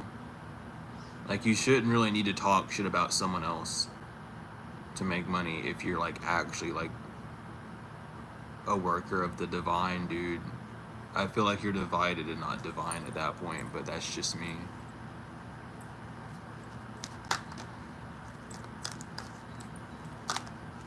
But as well, it's also just about what are you actually trying to do within tarot? If you're just trying to make money, if you're just trying to do it for entertainment purposes, cool. When I'm doing tarot, I'm trying to give education. I'm trying to give the wisdom, the knowledge of the cards out in a beneficial way. I'm trying to keep the art the way it is, the relic the way that it is, keeping it as pure as possible so that the truth of this isn't lost. Some people don't want to do that. A lot of people don't give a fuck. A lot of people just want a reason to believe, I want to hurt someone. Let me pull two cards that I've already dictated mean certain things and give myself reasoning for it. They're slaves to the rational mind. They're actually slaves to the Antichrist, if you want to get down deep with it. Where is their soul going? Not where I'm going. They're going somewhere else because they're focused on the external. It's the Antichrist's goal. Throughout all religion and all spiritual texts, they tell you focus on yourself. Take care of yourself. Do what you need to do for yourself. Don't worry about others. When you can help others, you'll have that chance too. But you can't help others without having yourself up first. That's all it's teaching you, right? Love yourself. Treat others with the respect that that you desire for yourself and everything else. That's all that you need to be worried about. So everyone who's reading stuff about, I want to pick up readings about these other people. Why are you following the devil's ways? How are you following the devil's ways, but then saying you're a child of God? What God are you following? Iblis? Because that's not the God that I'm following. There's two different things. It breaks it down further than just like surface level. The way that I see it is fully on soul level because we operate from a soul stance of being. Whatever our soul desires, we do. So you're not desiring to do those things unless there's something inside of you that's pushing you to do it. There's something inside of me that's pushing me to follow the path that I'm on, Just regardless, it's about seeing that. So though you can pick up on it, it's not what I'm here to do. And I'm not here to antichrist shit up. I'm not here to follow the devil's workings, dude. Like that's lost shit. Like that's people who get lost and stuff. Follow your soul, follow your heart. Don't follow your mind. It's not going to take you anywhere but in circles.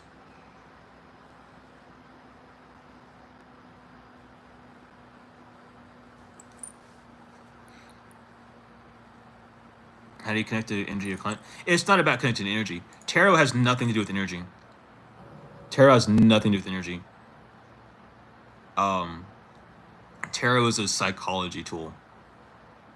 But guess what creates your energy? Guess what creates your energy? Your psychology, your mental state creates and affects your auric state because it changes the electrons around you and changes your whole view of thing. It's really how it works. So tarot is not an energetic tool. People who think it is are lost. It's a psychological tool that's showing you the psychological base reasons for why this energy is there in the first place.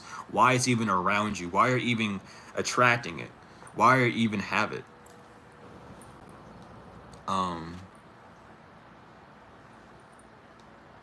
So when we get energy readings, it's off the mentality, less off the energy. When people are picking up on energy of other people, that's not because of tarot. That's because of gifts that they have. Most tarot readers are channelers or like actual like converters and things and transmuters, and they don't even know it. They're so blinded because they don't even know what they're doing. But if they knew what they were messing with, if they knew their actual gifts and what the names of those gifts actually were, there wouldn't be this sort of confusion. People think that they're prophets, and they're not prophets. They're actually clairvoyants because they're not prophesying anything. They're just clairvoyant. They're just seeing it happen. They're seeing visions. They're not writing anything down. There's nothing been written down for eons that's been carried through the steps that it would make to be the prophesied thing. They're just clairvoyant and seeing it in dream states and things. That's totally different.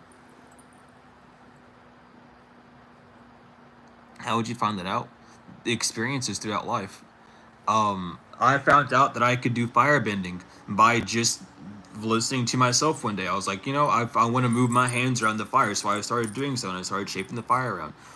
Doing things like that, channeling. When you always get those urges to tell random people, hey, I feel the urge to tell you this. Doing that helps you unblock your channeling gifts. What are your gifts connected to? Those chakra points, so that it's gonna help. If you're a really good manifester, you can do that. Work with your root chakra. Don't worry about any other chakra except for your root and your solar plexus. Keep those two steady. Keep your sacral steady as well for creativity if you need to, but your root and your solar plexus would be like major points. If you're a channeler, your throat chakra and your root chakra, doing all those things. A lot of people are a lot more gifted. Like being gifted spiritually is not like a rare thing. Everyone has it. It's just a matter of how aware you are to it and how much you're allowing that to move through you so it can be a part of you. Because for things to be a part of you, they have to not only happen to you, but move through you. That's where the feeling comes through. That's why when you get hit by someone and they start screaming at you, now you're afraid of being screamed at because you're afraid of being hit. That's imprinted on you. When you channel from other beings and other spirits and you allow them to come in and imprint on you, same thing happens. Now you have this connection with them. Now you know that when I feel a certain way, it's because someone out there wants to talk to me and I can just listen and hear it. It's that same thing. It's correlation. That's how we work. That's how we operate. It's pattern recognition. If you can recognize the pattern that allows you to do something, then you can break that system and be able to do it at command by generating that feeling inside, by knowing what would create it. Subconsciously, you can just do that shit. You know what I mean? It's the same thing of like saying, I don't want this. Doing that, but on a subconscious level, on a whole energetic level, to where like you allow and disallow those things to come in. You can do that, but that takes mental power. An understanding of how the mind works is more spiritual than anything that anyone could ever do in this entire world. It's literally your superpower. It's the only reason why you're here. Your heart can start beating. They can bring that heart back to life. Once your brain shuts off, you're dead. Once you have control over this, you actually have control over your life. Until then, you're a slave to it. And that's something that you just have to get used to, because there's so many aspects of this thing that we don't even know yet, because we have to experience and live through it to know these things. Do I get everything I want? I get everything that I am able to handle at this point in time. I have everything that I want.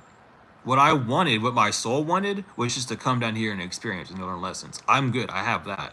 What my rational mind wants is the things attached to this realm. Do I have those? Not all of them. Am I okay with that? Perfectly.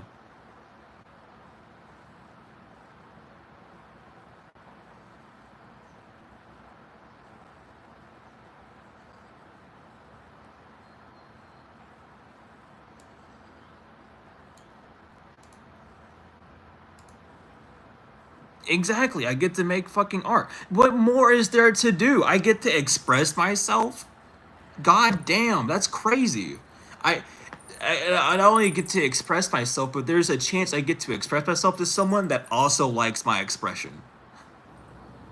What more could I want?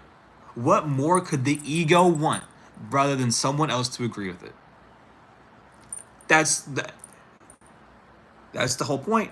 I just broke it in half. That's what we're here to do. Is I want someone to agree with me. Now that you have someone that agrees with you, now you're good. No, now you want more of it. Right? That's the struggle with the mind, though. It is. It is satisfaction. That's how it is. But it's about knowing that satisfaction, knowing that I, as an individual, is satisfied by that agreement. So, what can I do to help the person that has that agreement with me also feel satisfied? This is that other half that people end up like forgetting. Now, what can I do to support? And some people get stuck on that. Fuck, if I'm benefiting these people, what do I have to? What more do they want? Well, nothing else. You're doing all that you have. All they want is more of what you're actually bringing now. They don't need anything more. That will happen when it happens. The provider focuses on that mainly, and that's the battle between the rational mind in that sense. It's this, and it stems from love. It's a panic thing, and people might think it stems from fear, but it really stems from love. Once you get deep enough, you'll really see it. Everything happens because of that love. Um, but it's a whole thing. And yeah, gambling is, oh my god, dude, gambling is fucking awful, dude. I have not gotten to gambling, but I used to be into like buying video game crates, not like CS:GO, but like Apex. I would like do that, and it was awful. So if I lost money doing that, it was not fun. I know how that I've never had a gambling addiction, but I know how addictions can be, dude. Um, if you need like any form of help, I have like sigils that I know of that could help with things of that nature, like prayers and stuff that could help. um or just in here, just talking about it in here, you can definitely get some help from it in here too.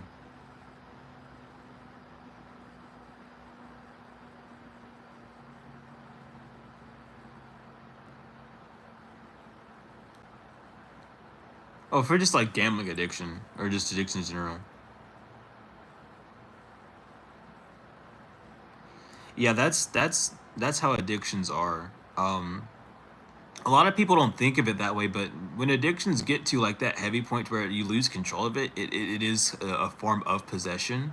So you can get an exorcism if you feel like you need one at that point. Because addictions, when they get to that point, can and really are considered demonic possessions to a degree. There are lesser ones, obviously, but they are still taken into consideration for exorcisms if you do need one. Oh, it's your job to do it? Damn.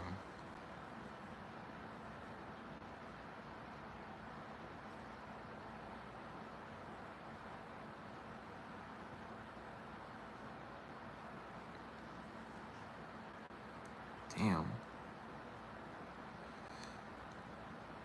What got you into gambling?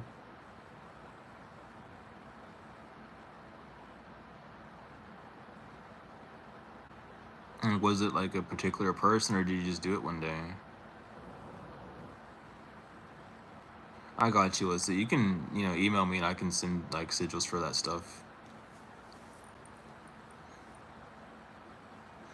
Yeah, I mean, like, it is, but an attachment is something that stays. So if it detaches, it's not really an attachment, you know?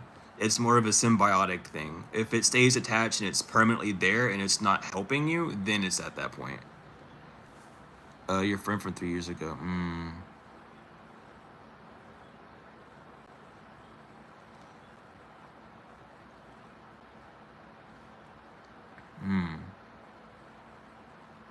Yeah, the house always wins with that shit, dude. Um,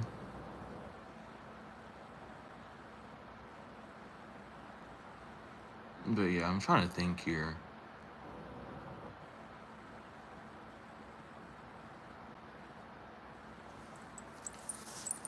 Right, because it needs to be like an attachment. At least in my eyes, an attachment is something that it stays on. when I hear attachment, the first thing that pops up in my mind is like a gun attachment. It's something that stays on. It's not an accessory because it actually has like some form of benefit. It's gaining something or removing something from it, right? Or making it concealed in a sense. Regardless, it's something's happening to it, and if it's able to detach freely, it's not necessarily an attachment. There's something on you like holding it in. There's a part of you that ends up holding it, and that's like where an addiction can like start to happen. But that's how it is in my eyes, at least.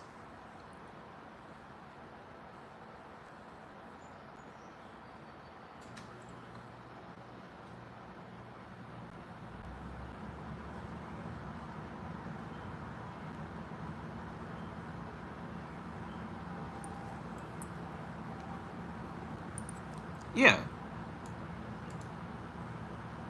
I mean, also kind of just seeing it as well, like just from like an exorcism point of view, like you wouldn't really get like an exorcism for like an attachment. It's called possessions for a reason because you're possessed. You're now owned by it, right? That would be need for an exorcism. But like an attachment, you can do prayers for an attachment. Like, oh, I hope you get over that, or I hope that gets better. Like, things of that nature. Think of like an attachment as like a scab or like a bruise or something. It'll heal over time. I guess. I don't know. That's a weird way of comparing it, but that's something how I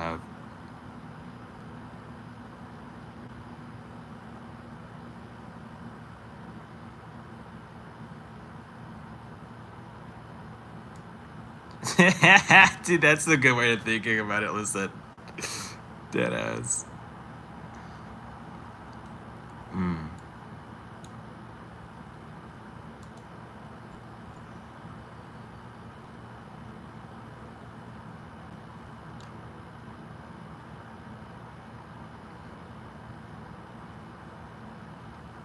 That is a very, very good thing. Yeah, you could do that. I wouldn't use lust. No, I would use Beelzebub, dude. I would use Beelzebub for this. I would go straight to Enlil. Um, I would get that one because that would be for that would be a little bit better for it because it's not like a lust in that sense.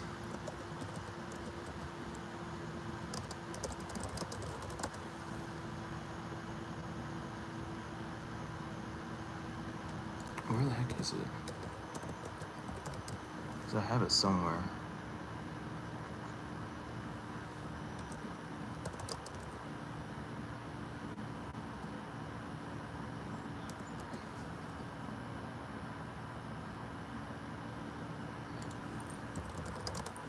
Where did it go?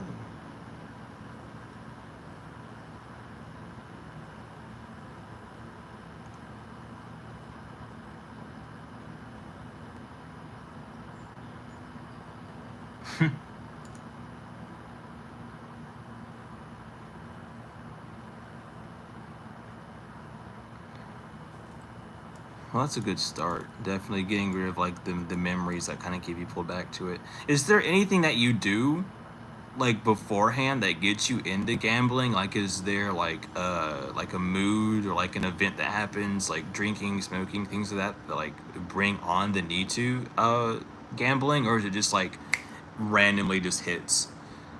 Cutting back from that can also help. you know if it's like a certain conversation that you end up having with people, not doing that, but kind of figuring out these small triggers to it can help weed.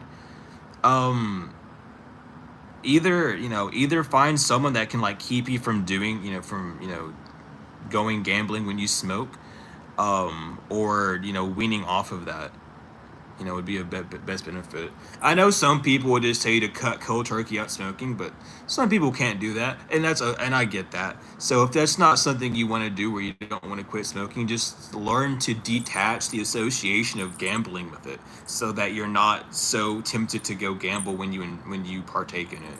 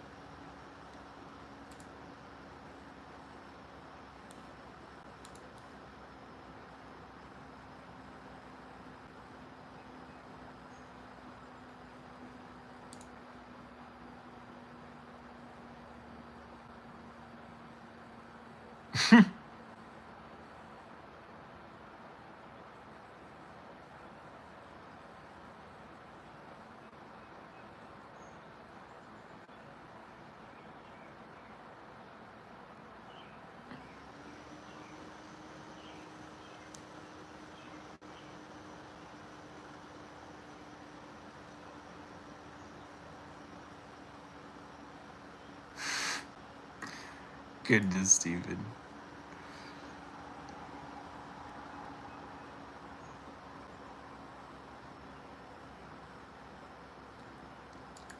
Yeah. So right now, I really don't know how to help about the ex-wife situation, but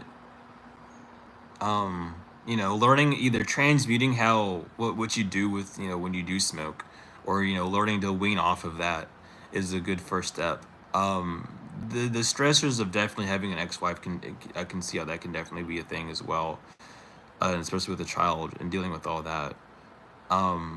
I'm not too sure. I'd have to sit here and like think about it before talk about it. So I mean, other people in here would be a lot more helpful in that department. Um, but we are here for you. Anytime you need to chat, if I'm live, we're here. If you need to email me about that, we're good. Why do you say that? Why do you say you can't stop until you transition?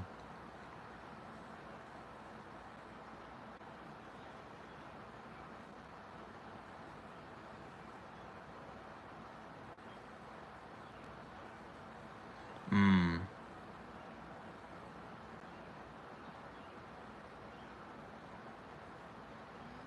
Is there a way to cut back on how much you smoke?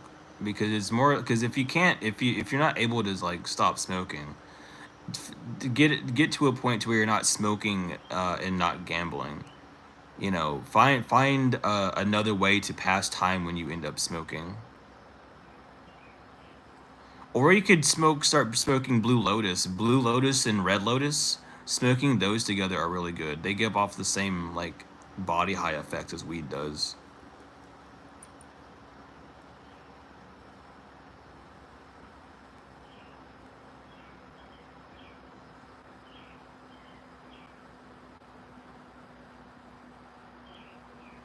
Also, lavender. Smoking lavender can help too.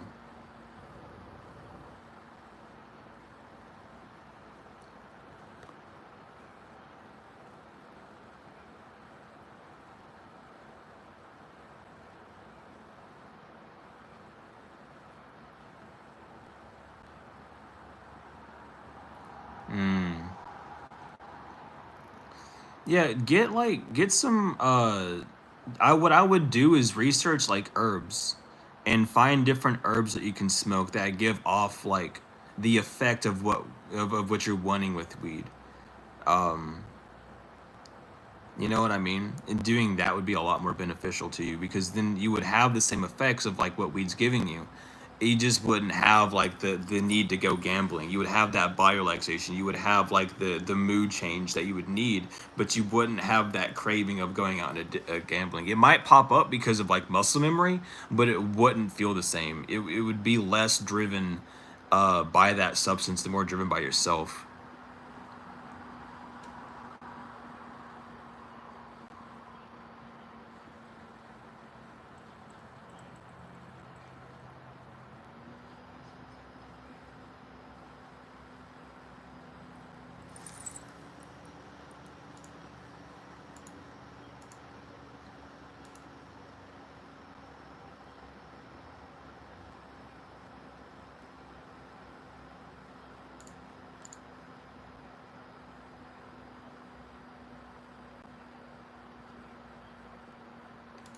Hell yeah.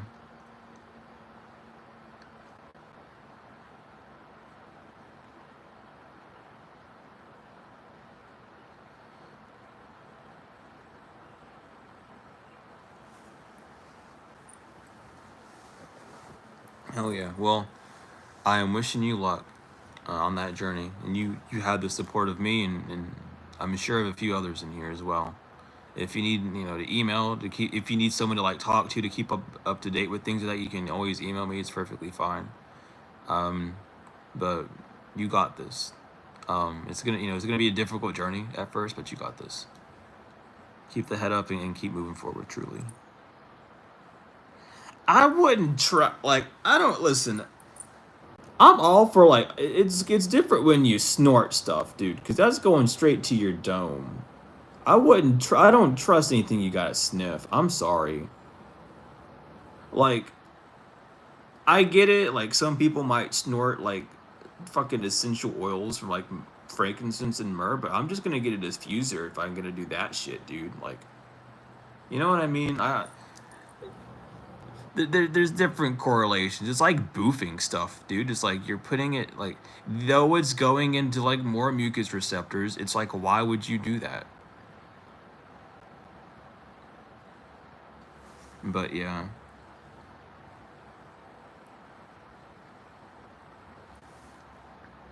Yeah, and I mean, I used to smoke all the time. Um, dude, like all the damn time. I used to be the not the dealer, but the supplier for the friends. So I know how it is. Um, but it's an interesting journey. I fell back on it a few times here and there, not because of like a very intense like struggle, but just I feel like smoking today, and then I would go out and get something. That's happened like a few times. I feel like that's just like breaking old boundaries and stuff that I've been going through.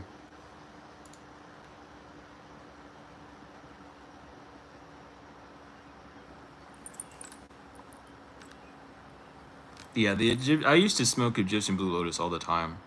That stuff was really good. It helped a lot with like dreams and relaxation.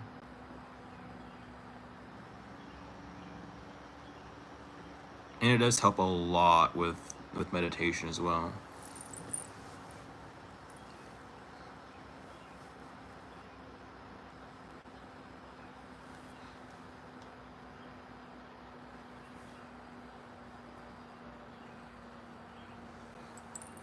Mm.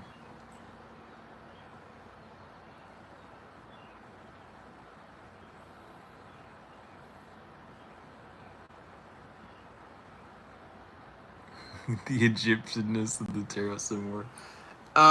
Sure. Let me think. I gotta get off here in about 20, 30-ish minutes. What is there? What? Give me, fuck. Throw me a bone. Throw me a bone about the Egyptianness. What do you want to know about it? Like any bone, because I'm gonna answer it. I just don't know how to. Fuck. Like, I need these types of tests because when I start teaching the classes, I'm gonna have to just start the camera up and just go on a ball for like an hour without stopping. So these questions are definitely helping me. So thank you for them. I just need a bone. Throw me a bone. Physical or metaphysical is the ambient. Oh, so with the Hall of Consciousness, with the Ameti Hall itself, that's a physical place. With it relating to consciousness, it uses metaphysical principles. Um, it aligns you vibrationally, or so to speak, to be able to tunnel through there, and receive wisdom. Not really from the Akashic records or anything, but the wisdom of the ancients there, that are willing to speak.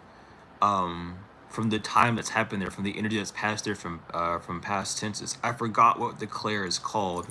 What is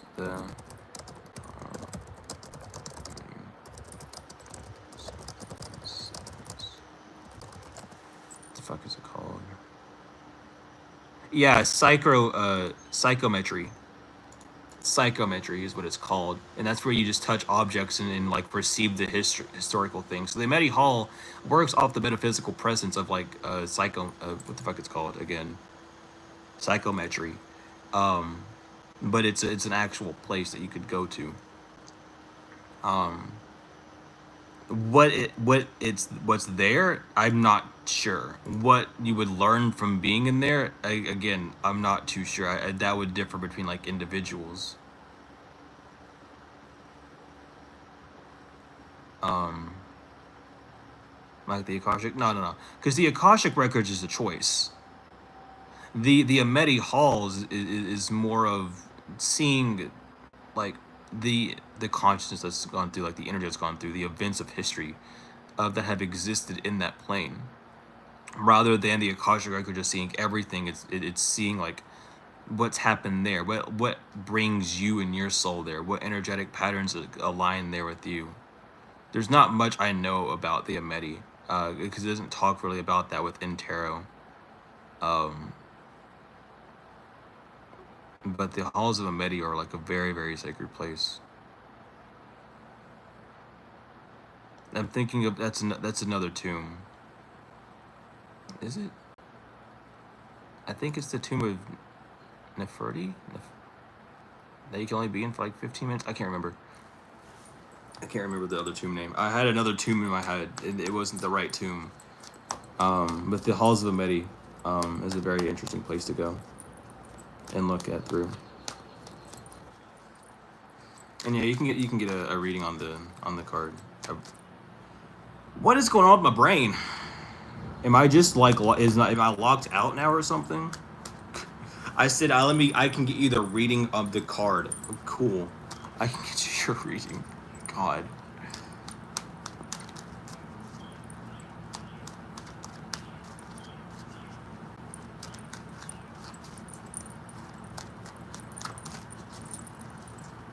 But the Akashic, like, because the Akashic records, going back to that real quick, the Akashic are the records are a choice that you make. It shows you the path of how to make that choice. It shows you the, but you have to be the one to make it. That's all the Akashic records are showing you.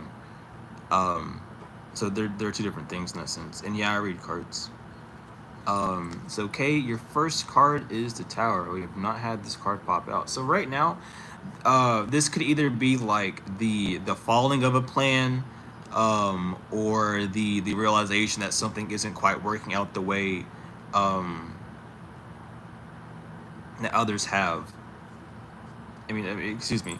I don't know, fucking my brain went there. That was awful. I read a comment and my brain just got sucked somewhere else. Excuse me. That's what I get for hyper focusing. Anyway, with the Tower, either the falling down of an event or figuring out that something isn't quite working out the right way. With it being with Mars, it's dealing with the elements, the martial laws of this land. So though you may have a good idea, solid ideas, the reason why something isn't working, or the reason why something maybe feeling like it's falling apart or not up to code per se, is because it's not using the right elements in the right order. There's remembering the why you're doing it, not the how and the when all the time, but remembering the why of the reasoning for why you're doing it will help you build a lot more stable factions around you. It will help you be more on that path moving forward. And with Temperance, I was even going to say something about a balance in between like anti-planning. With Temperance coming out, it's about finding that balance, that middle ground to get to that land, knowing what you want but also knowing what you don't want. I'm not wanting to lose this amount of funds, so I'm going to set a goal for that. I'm not wanting to have this business fail and be horrible, so let me figure out what I need to do, or business wise, to help it flourish. All these things of that nature, seeing it from that point, what can you do to help grow at this point?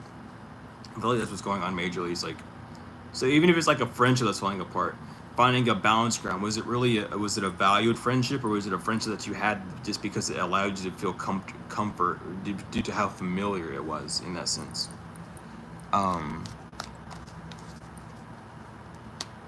And yeah, I can get you a reading. And yeah, I can feel power from souls. In a sense, all soul power is literally the same. It's more of how much power that individual allows themselves to shine. Because we can all do the same exact thing. It's just a matter of how much of ourself we're truly going to put into it. That's the uniqueness. That's the spark that people are looking for. Because we all came from a source of divine. It doesn't matter who you are or what you do. So we all have the same power. We all have the same mother and father. It's just a matter of what we're doing. It's like having a son that's a serial killer and a son that's not a serial killer. They both came from the same source, but it doesn't mean the father is good or bad. It just depends on what that soul wanted to do on their journey. Um, but yeah, I can get you your reading. Let me do that, and then we will.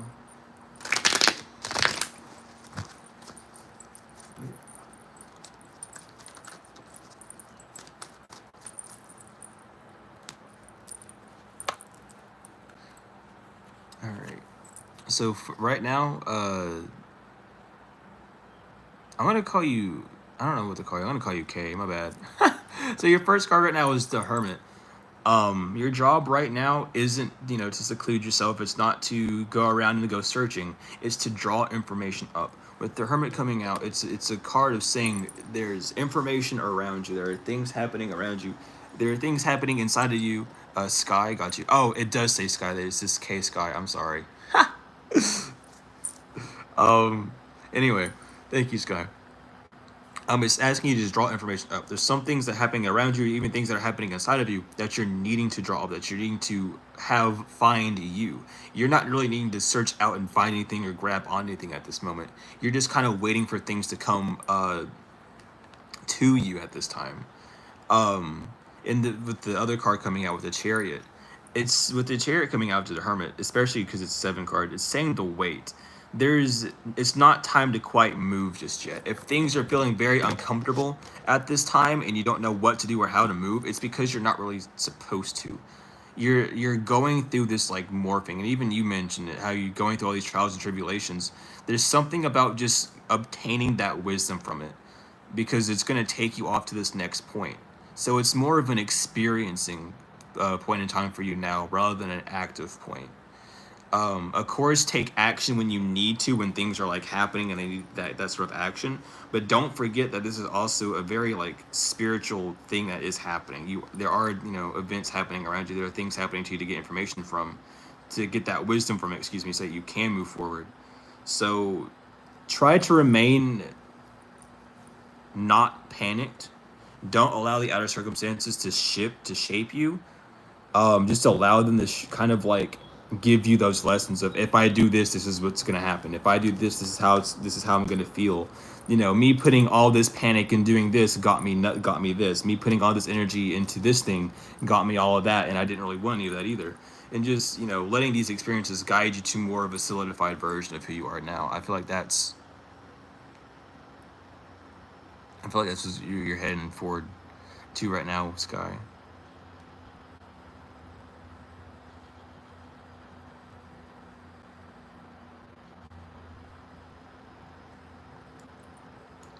I got you, Sky. No worries. Yeah, that happens a lot. It is like a telepath moment. I've literally had that moment happen when I was not last time. I think it was the time 2 times ago. So 3. How would I say that? Okay, so at one point when I'm not gonna fucking worry about it. It doesn't matter. I was DJing one day, and I had that happen when I was having a full-on telepathic conversation with someone who was up on stage, and we were both kind of shocked, but we kept giving each other like the signals, because I was like, just nod your head forward if we're actually doing it, and they would do that, and they like, if that was you telling me, do this, and I would, we had that communication for a while. It lasted about like a minute, and we sat there and we were just like, damn, this is so cool. We were just talking about things, asking how the performance is looking and everything and all that stuff. And after like a minute, it ended. It was a very interesting moment, but it's a definite thing.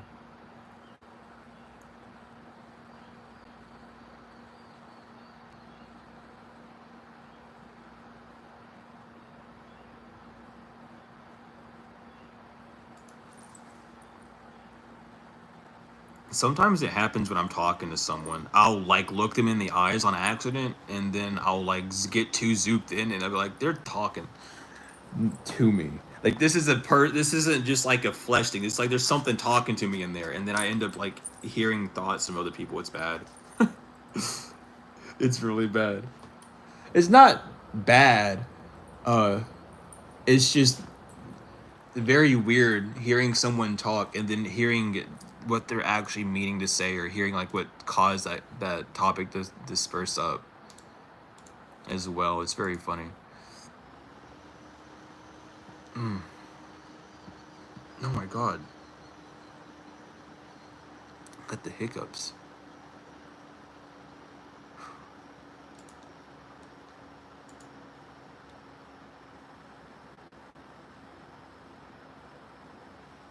It is crazy to feel.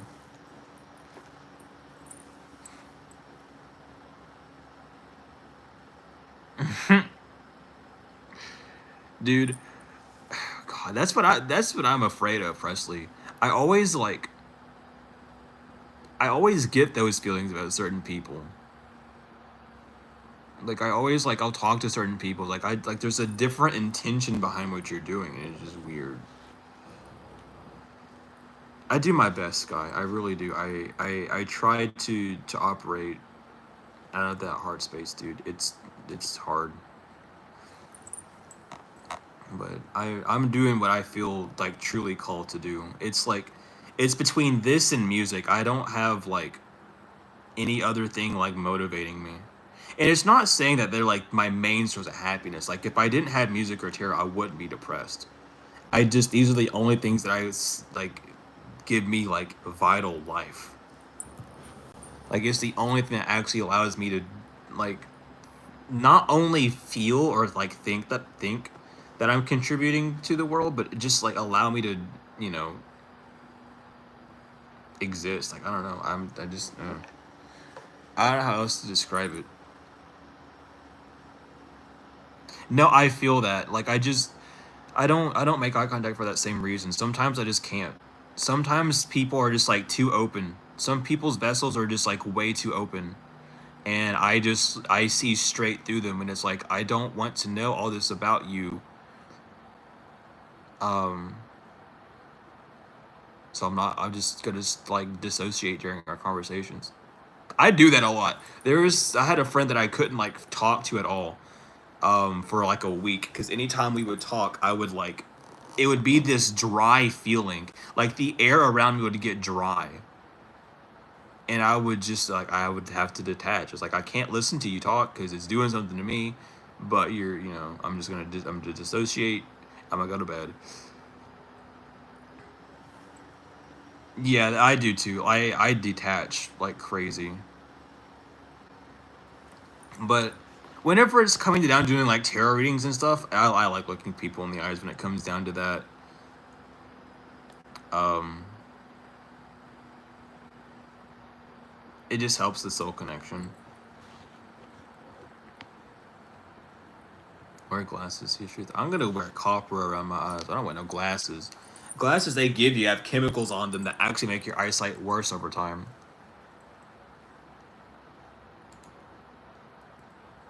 It's bad. I'm gonna put copper spirals around my eyes. Enhance the electromagnetic field in front of my eyes so I can see better.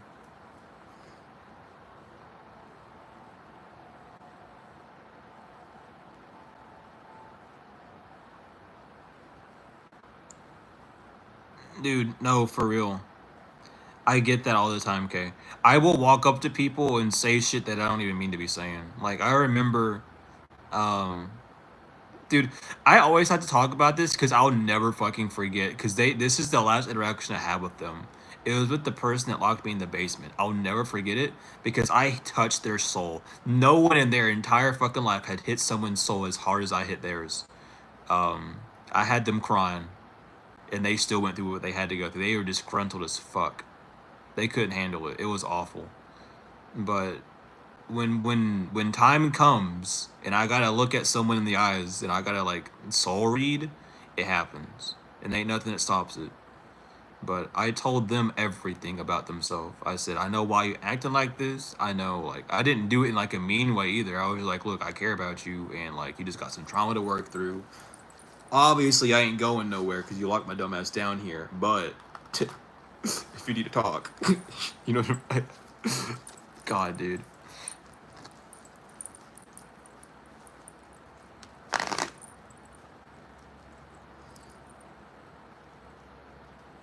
Dude, emotional maturity is so fucking important, dude. Like, people are like, oh, you can't do that because then you'll be boring. No, you won't, dude.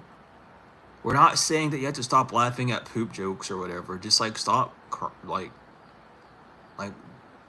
we got like don't yeah. Just don't be so reactive. Like damn, I don't care what they said about your mama. They don't know your mama. Go back home. Don't disrespect no one. Let God handle what they said about your mama. And you just go home to your mama and know that that shit ain't real about them. I can't speak. I'm still stuttering. God dang. Yeah, I'm getting a tensor ring at some point, dude. Cause I need one bad.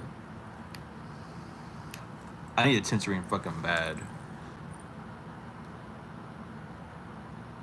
That's what I need.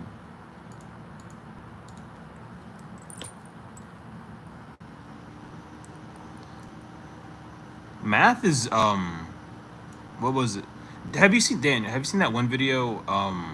The dude on the podcast. He was talking about math. What the fuck was that equation? I need to look it up.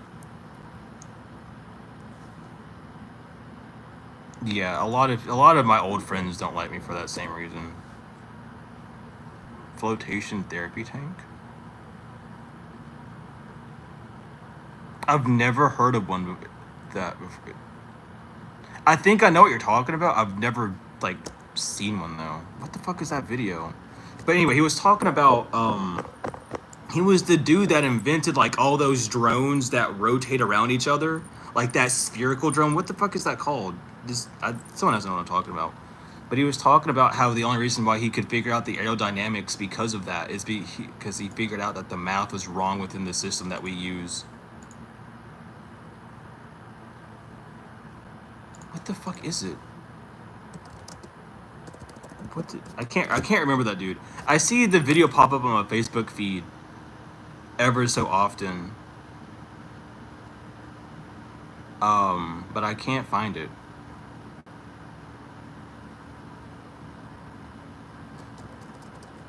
Yeah, I need to get a tensor ring though. I need to get tensor rings and something else. What was it?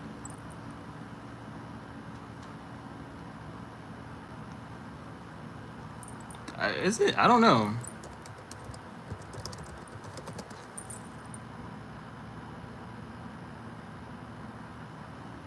Yeah, it was this dude. What the heck? Man, I don't know anyone, do I? I don't know anyone's name. But that's who I'm talking about. Yeah, you got it right. It is in fact Terrence Howard that was talking about it. He does look like him. What the fuck? Man, I don't know these people, bro. But yeah, that's exactly who I'm talking about. That is exactly.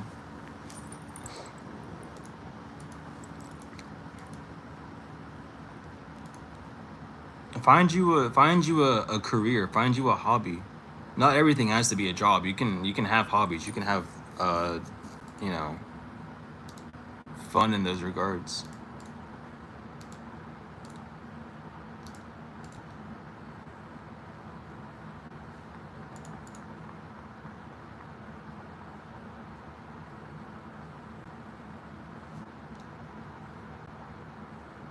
Exactly. Work is not work when you're having fun.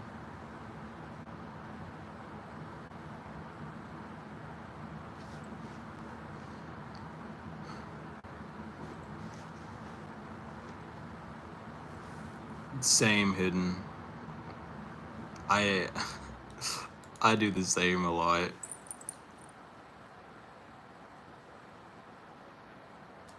Yeah. Listen, Billy Carson he's needed that a lot. Billy Carson's been on one for too long, dude. He is not forbidden knowledge. Shut the hell up with that. Come on, dude. I don't even. He put the 4 there, and people were like, "Damn, he out this world. He's smart for real." So I'm sorry.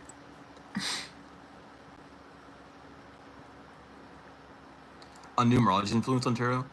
So numerology is part of tarot. It's the tarot is the sciences of life, which involves numerology. It also involves astrology, astronomy, physics, psychology, things of that nature. So with numerology, the state of nine is just the state of life. There is no 10. The highest number of things get to nine. After nine, life is created. Obviously, with pregnancy, we see that. If you're going to see numerology at all as anything, see it as the stage of the nine stages that a woman goes, the nine stages of birth, right? Let me pull this up for y'all so I can show you and talk about it at the same time.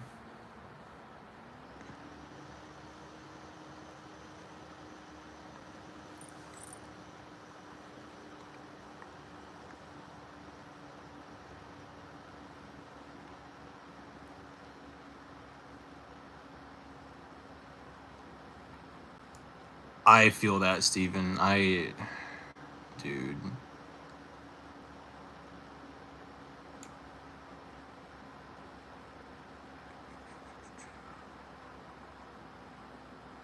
All right. So here we go. I got it up.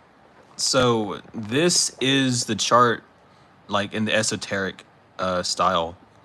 But this is how you can kind of think of 1 through 9. Well, 1 through 10, really.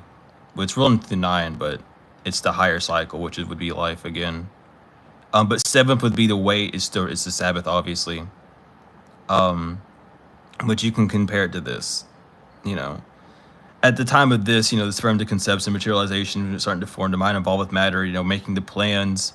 Then deciding like, oh, how is it going to be? How are we going to take care of him? Waiting. I'm getting the scans back and saying everything is good, waiting for the wire to break, the wire breaking, and the birth of the child. You can think of it like that. But 708 would break down to 15, which breaks down to 6, and 6 again is spiritualizing things, conceptualizing things with a more spiritual sense, even though it's still in the physical.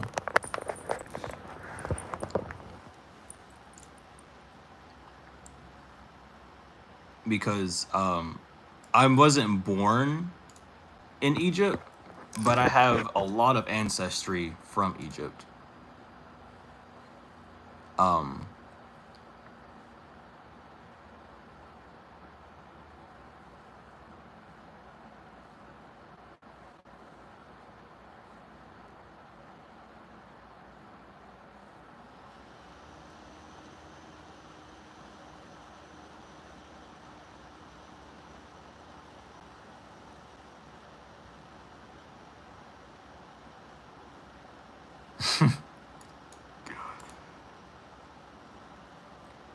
But yeah, with numerology, excuse me, I was reading the chat. But with numerology, you would add up those numbers together. That's all you would do is get the sum of it. The whole like angel number thing of seeing those 3 numbers put together comes from that root value of it being there. The only reason why 333 is such a divine number and one of like the ascended masters is because 3 plus 3 plus 3 is 9.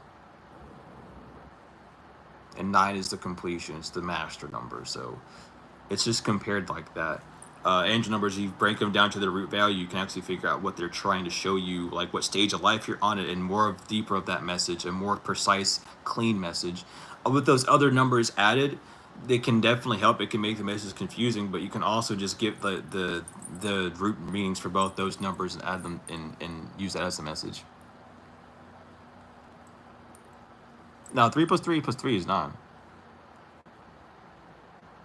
3 and 3 and 6 and 3 and 6 is 9.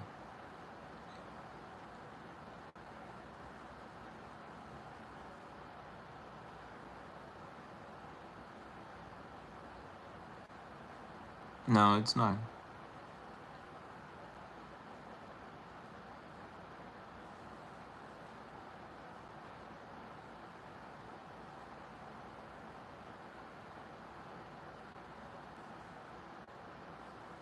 No.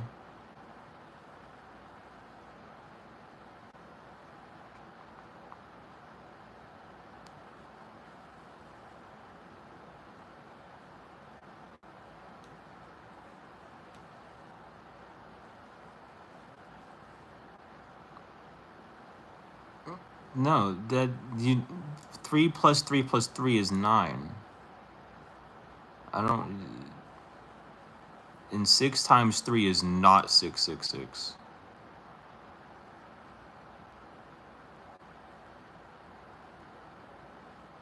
Even if you were to add all 3 sixes up, it still wouldn't equal that. It'd be 9 still.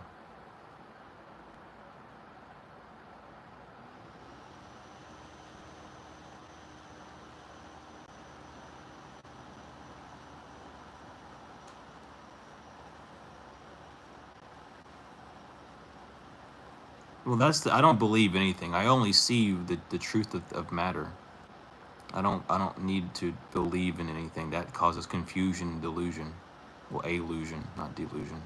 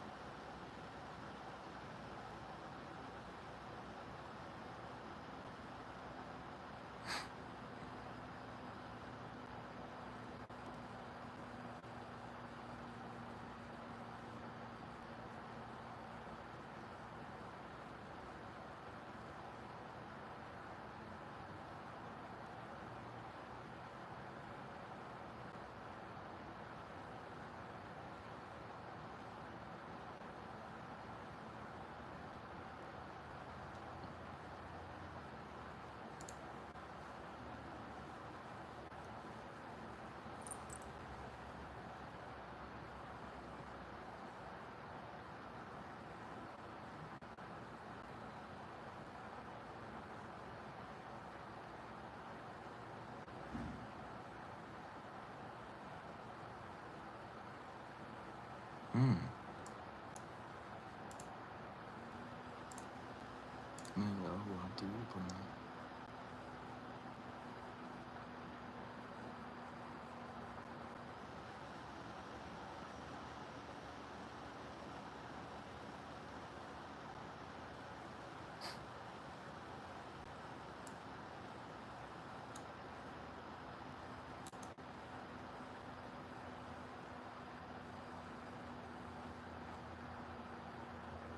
I don't know.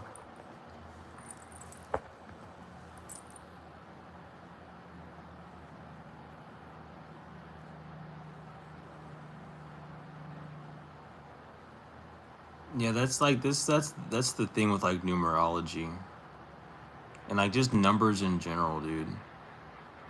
We like we don't even know math because fucking Pythagorean theorem was invented way before Pythagoras was even fucking alive, and then he didn't even give it right.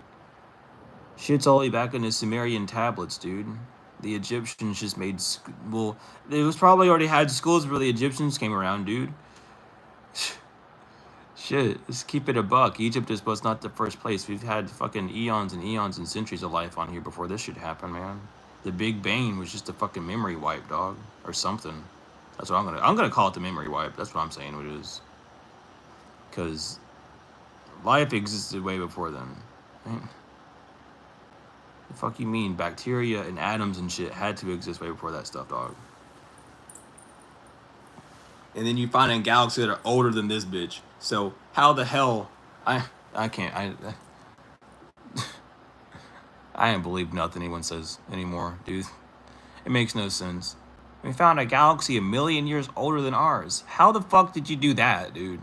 And then we just appeared like today, just now, like what? Whenever Egypt was born, apparently, fucking whenever they. I'm not even gonna get into it.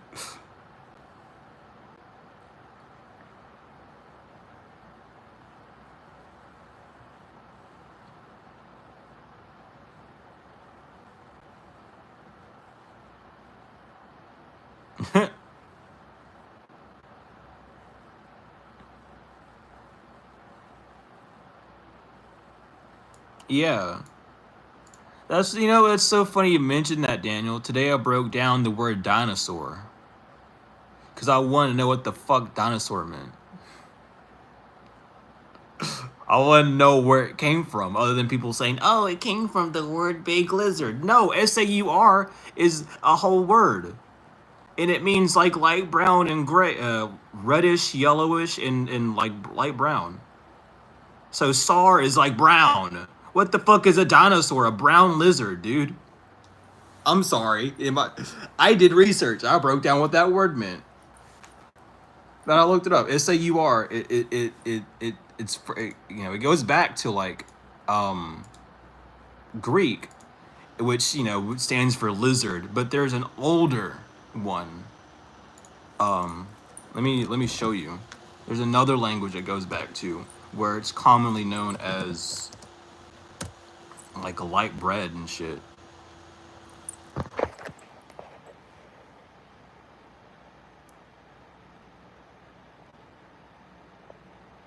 But yeah, it's all right here.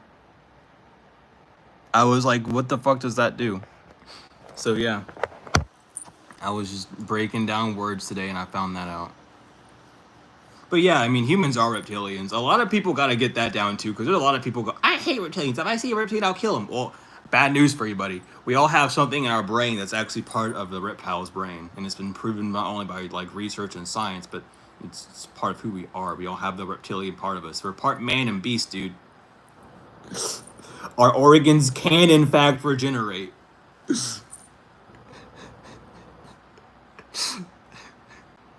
But we don't talk about it. They can, though. We're just suppressed. Gallbladders can grow back. I didn't know that. I didn't know gallbladders could grow back, but apparently they can. I don't have mine growing back, but I was doing a lot of research. We just don't know how to allow the body to grow them. We've suppressed it so much with drugs and stuff and like chemicals that now we would have to like study the body down so deeply to where we can like see it. Like we're reptilian, dude. We have reptile in us. It's okay. Like, don't be fucking scared. We have a mix of everything. Do you think that we're like pure bloodlines or something? Like, no. Even from the Bible, it was like the first two people were incest, basically. So don't even like, you know what I mean? It's just so funny to me. Dude, what the fuck? Make it fucking Diddy. That's for a different reason. Okay, goodness gracious. Daniel, be careful. We'll start attracting the people that say that carbon is only a black person thing and that only black people have melanin, and then we're gonna have to explain to them that whole black shebang.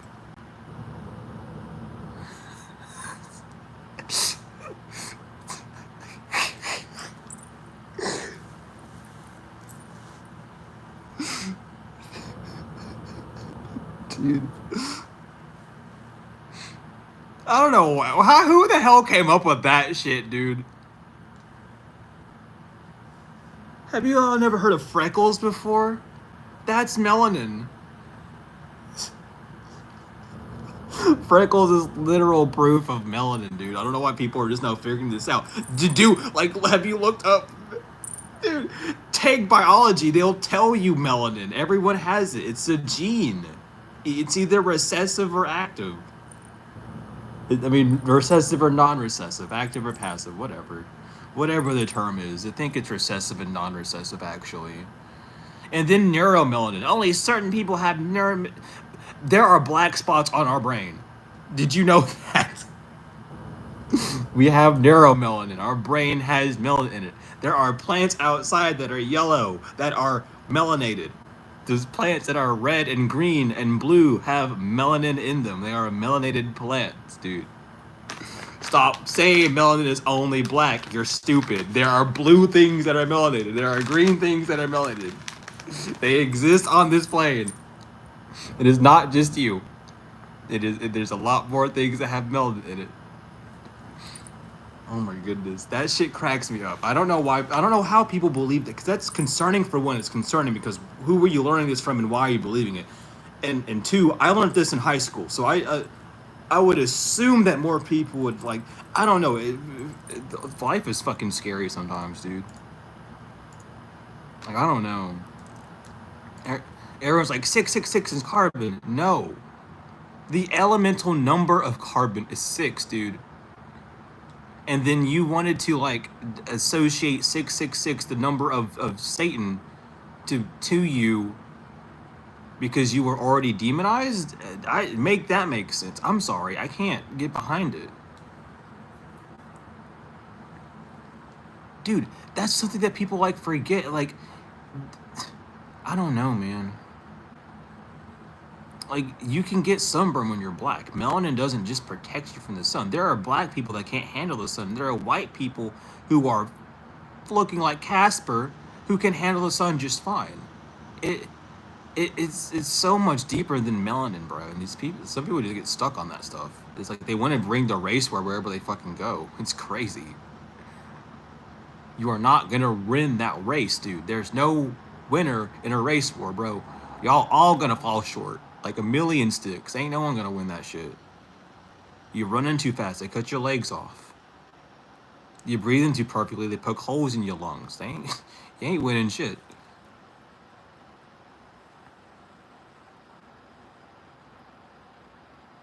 It's just wild though, man.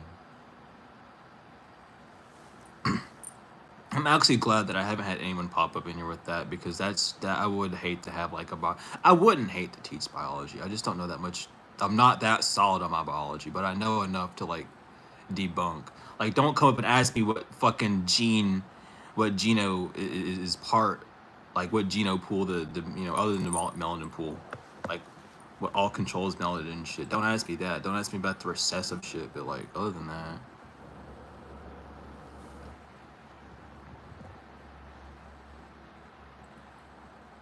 No, the devil is not the most powerful in the story.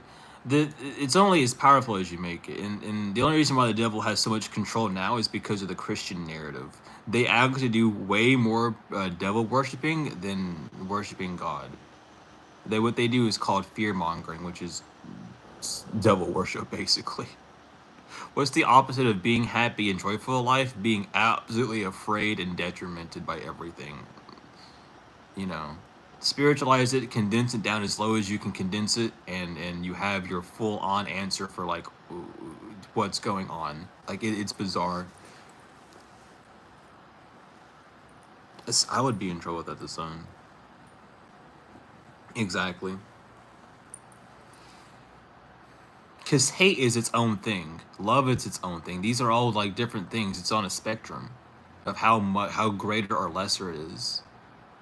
Like if we could gauge it all out with a bunch of like little sliders and stuff, right? A little faders and stuff, you would see like a bunch of faders with different feelings being pushed up to different regiments at different times, and they're just automatically moving throughout the day. Like that's how we are. I don't know. It's bizarre. Exactly, Steven. And I don't like it when people say I'm looking for a God-fearing partner. I'm not. I want my partner to be happy as fuck. To be God brought me to life. Hell yeah, dude. Jump up and down and do cartwheels and shit.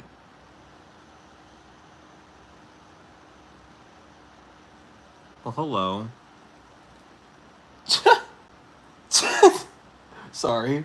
A little bug flew by. It took me off. It took me off course.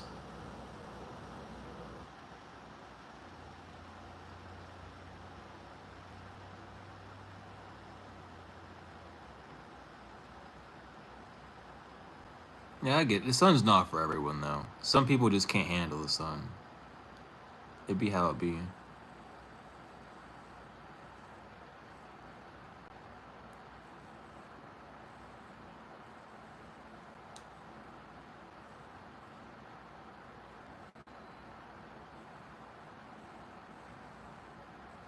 Now I get that, Kay. It's just like, dude, come on. You're. What God are you talking about? What God wants you to be afraid of him? A fucked up God. That sounds like your ego, dude. I'm sorry. Well, it sounds like the corrupted side of the ego, I should say. Keep it real. Keep it real. It's the pessimistic side of the ego. We ain't gonna blame the whole part, because the whole ego is like two things.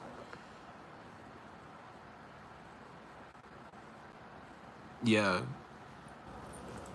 What's really funny though, um, what's got me thinking a lot too about the sun and the moon, since the world operates on a feminine to masculine like presence, is the sun actually lighting up the sky, or is it reflecting off of the moon?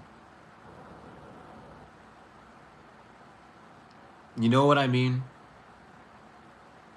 Like, are we really like, because the sun is a masculine and the moon's the feminine, and if this were, everything's operating off that feminine element, isn't the moon actually giving us our light?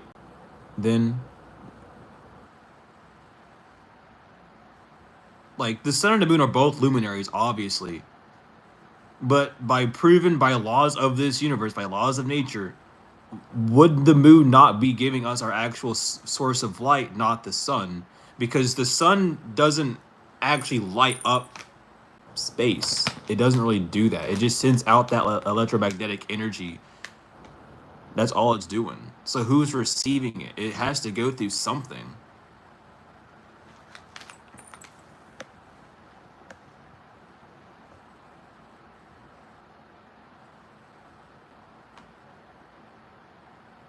I get that. I haven't like looked into this at all.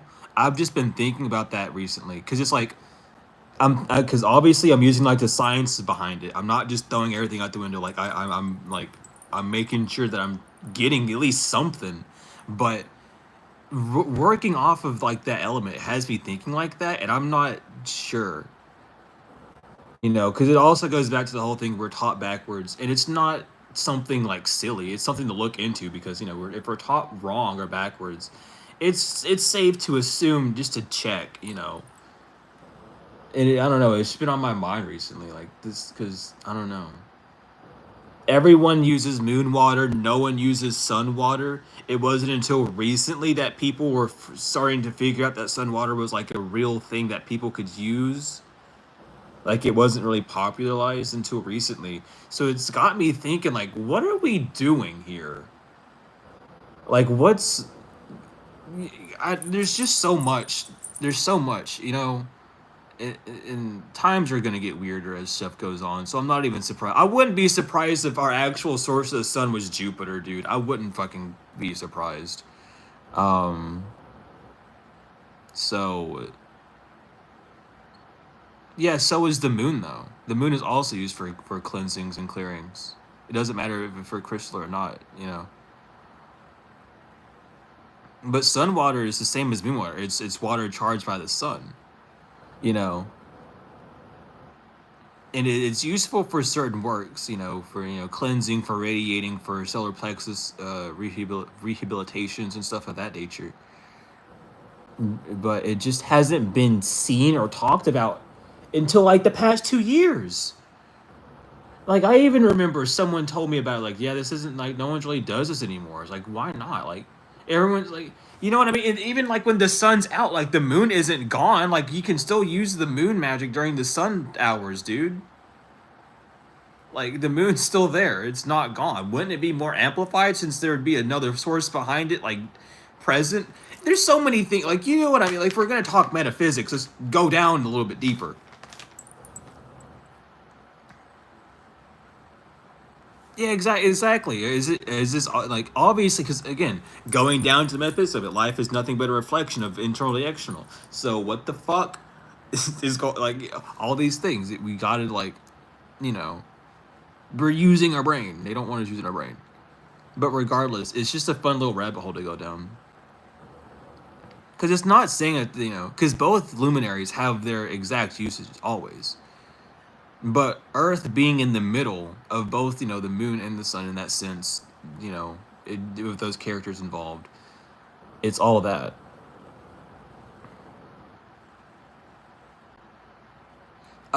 Chart it well, it is charged. It's the lack of intentional use behind it. Um, so technically, you could go out in the ocean and swim around, and if your intention was to cleanse yourself, you would already have that. If your intention was to go baptize yourself in that sun charged water, you could do the same thing. It's just that intention that isn't there. We've become less intentional beings. We become less conscious with what we desire, and we just expected that to come to us. Um, in that sense, as because we remember enough of ourselves to know that we're powerful beings and that we're gods, we can have what we want. We just don't remember the formula for how we did it, and that's where our intention comes from.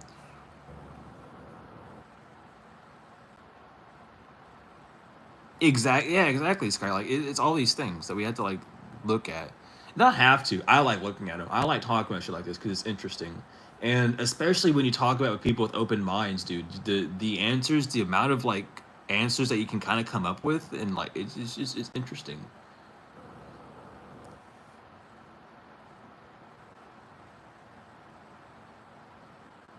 Yeah. Like that's the thing. That's another thing. I don't know how many like black holes appeared and disappeared when I was in middle school and high school. Like years ago, there were so many black hole sightings and disappearings. And we had the white dwarf and a blue dwarf, I believe, not too long ago. I think in like 2017, 2018, something around there. We had like a bunch of dwarfs pop up too. Um, like I vividly remember this shit because I remember being in astronomy class. I loved astronomy, and I would talk to the teacher all the time about stuff, about constellations and all sorts of shit. And we were talking about like he would mention like, oh yeah, there's like a black hole that's appearing today, XY meters away from Earth, or XY light years away from Earth. It was like, oh cool, no one else cared. I was sitting there listening to him. Um,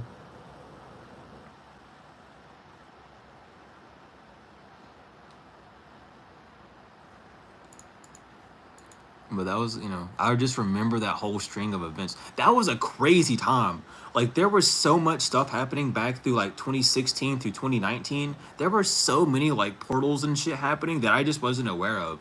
It wasn't until like 2019 where I heard Lionsgate portal for the first time in my life. And I was like, what the fuck is a Lionsgate? And then I did that research. And then after that, everything like took a huge turn. It was really crazy.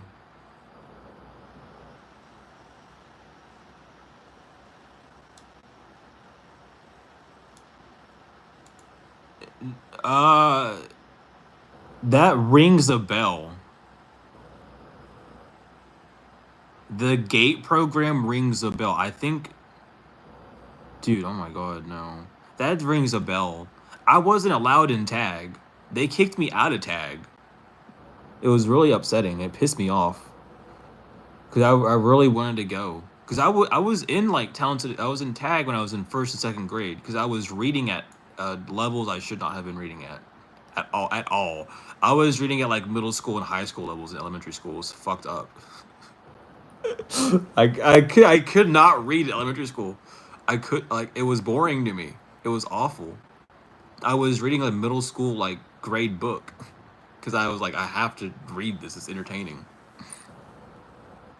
But um yeah, they kicked me out of tag because of that. It was fucked up. We had like a speed reading course. I remember they timed us in second grade. No, that was in fourth grade. Excuse me, that was in fourth grade. They timed us in fourth grade. Um, to see how fast we could read. And by the time like fourth and fifth grade hit, I was reading at college level. It was not okay. Middle school, I didn't read any books. I could not. I couldn't force myself. It was there's no books. It was good. It wasn't until after high school when I started delving into more studies that I started reading more. It was really bad. Um, but I also grew up listening to classical music. Like when I was born and stuff, that I was experimenting on as a fucking child. So I had brain back then, I guess. um, but uh, we had like a speed reading contest, and after that speed reading contest, no one was allowed to go back. We had to read out loud though. It wasn't just mentally reading; it was reading and then actually talking out loud. Um, but then I got put in speech classes because certain words I couldn't say, and also I had to speak fast in general. So that was interesting to go into.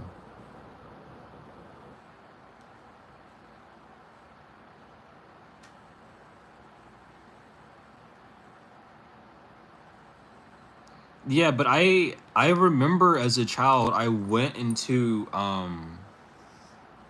this room. It was a blue room. I'll never forget that color blue. It was so fucking It was like a neon blue, but it wasn't like bright. It was like, dude, it was like a baby blue, like a baby robin egg blue, but highlighted. and I was in there, and I had like several tests done to me. From like ranging from like just writing out words to like brain scans and shit. Uh, and then I was in a hospital for 3 days, and then I went home. That's what I remember. And then after I went home, that's when I had like all these crazy experiences. That's when my third eye did its thing. My near-death experience happened like a year after that, and then a bunch of other shit. So uh, so they knew. Like even my adoption papers, before I even had those tests done, my adoption papers were like, "There's just something odd about this person." Like it literally on the paper it said like always has weird infatuated smile whenever people come around, shifts moods instantly on fucking I found like research on me basically, and I was like, what the fuck are they like shit. So and then I have the orange blood incident, which I'll never ever forget.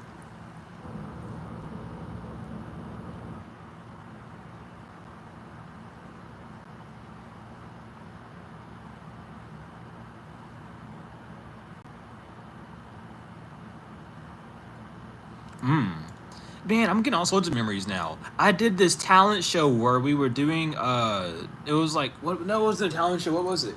Um it was like a script reader thing. I had like a box of objects in front of me, like a poem to recite. And I couldn't bring the poem with me, but I could have the box of items to remind me about what the poem had. It was like an item and word cognition thing. And I remember doing that in front of a bunch of people in a church. And I don't remember what it was for. No one got a participation trophy. There were only like 5 of us in a church that had like at least 20 people in it. It was really weird. No, that was something too. I'm getting a lot of memories like that recently, though. So I'm not even like too surprised.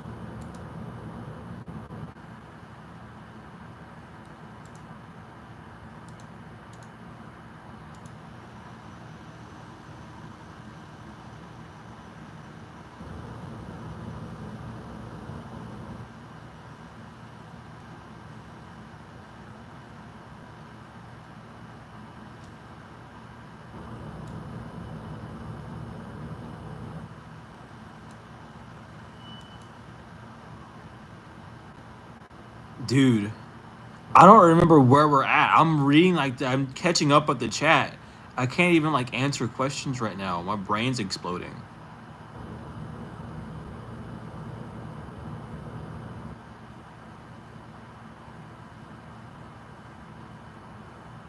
Dude, what the hell? Yeah, I had to leave. I just completely forgot.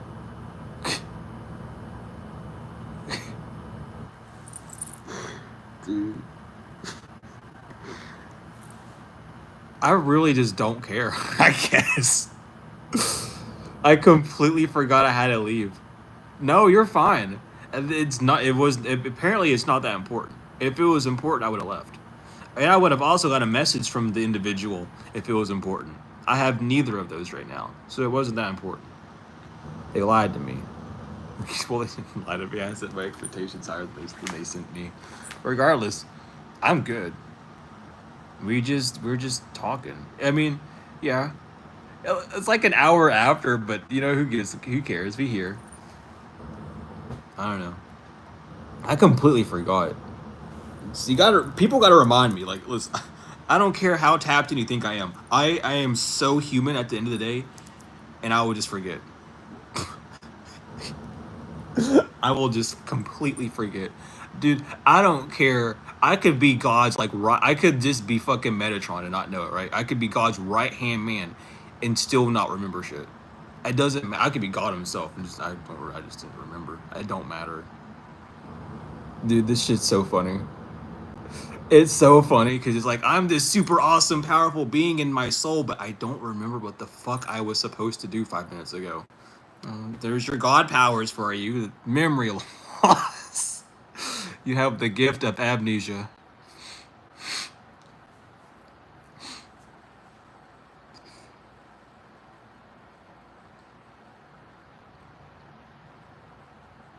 Nah, for real. I'll be forgetting all sorts of shit. It's crazy. I literally forgot to go live earlier. I was working on music and I forgot that I made a post saying I was gonna go live today, and I was like, it hit me. I was like, I'm supposed to go live. I was like, let me stop and take a shower and zone back in. No, that's the thing. We're trying to remember how these fucking things work, dude. They gave us an instruction manual, but we have amnesia. We came in here, forgot everything. There's like a jetpack somewhere. I forgot how to like use it though. But yeah, I do gotta go. I gotta get off. I gotta go get these things finished. I gotta go ask the person if they still need that thing done. And I will be back earlier tomorrow. Hopefully, I can't. Don't hold me to that because I've been working on this song, and this song is like taking my life over. Um, I haven't had this much fun working on a song in years. So I've been literally just letting it create itself. But I will try and go live twice tomorrow. I'm gonna try and keep it like a 2-day live always whenever I do go live. But I do love you all so much. Moving back tenfold and forever. I'll see you all later. Please take care. I'll post the information in here again in case anyone needs it. Email and all that stuff. You know, email, donation links, website, whatever you need. You can contact me there. If you want to, if you need my Discord, you can also email me and I can see the Discord there and whatnot. If you want easier contact, regardless, I love you all so much.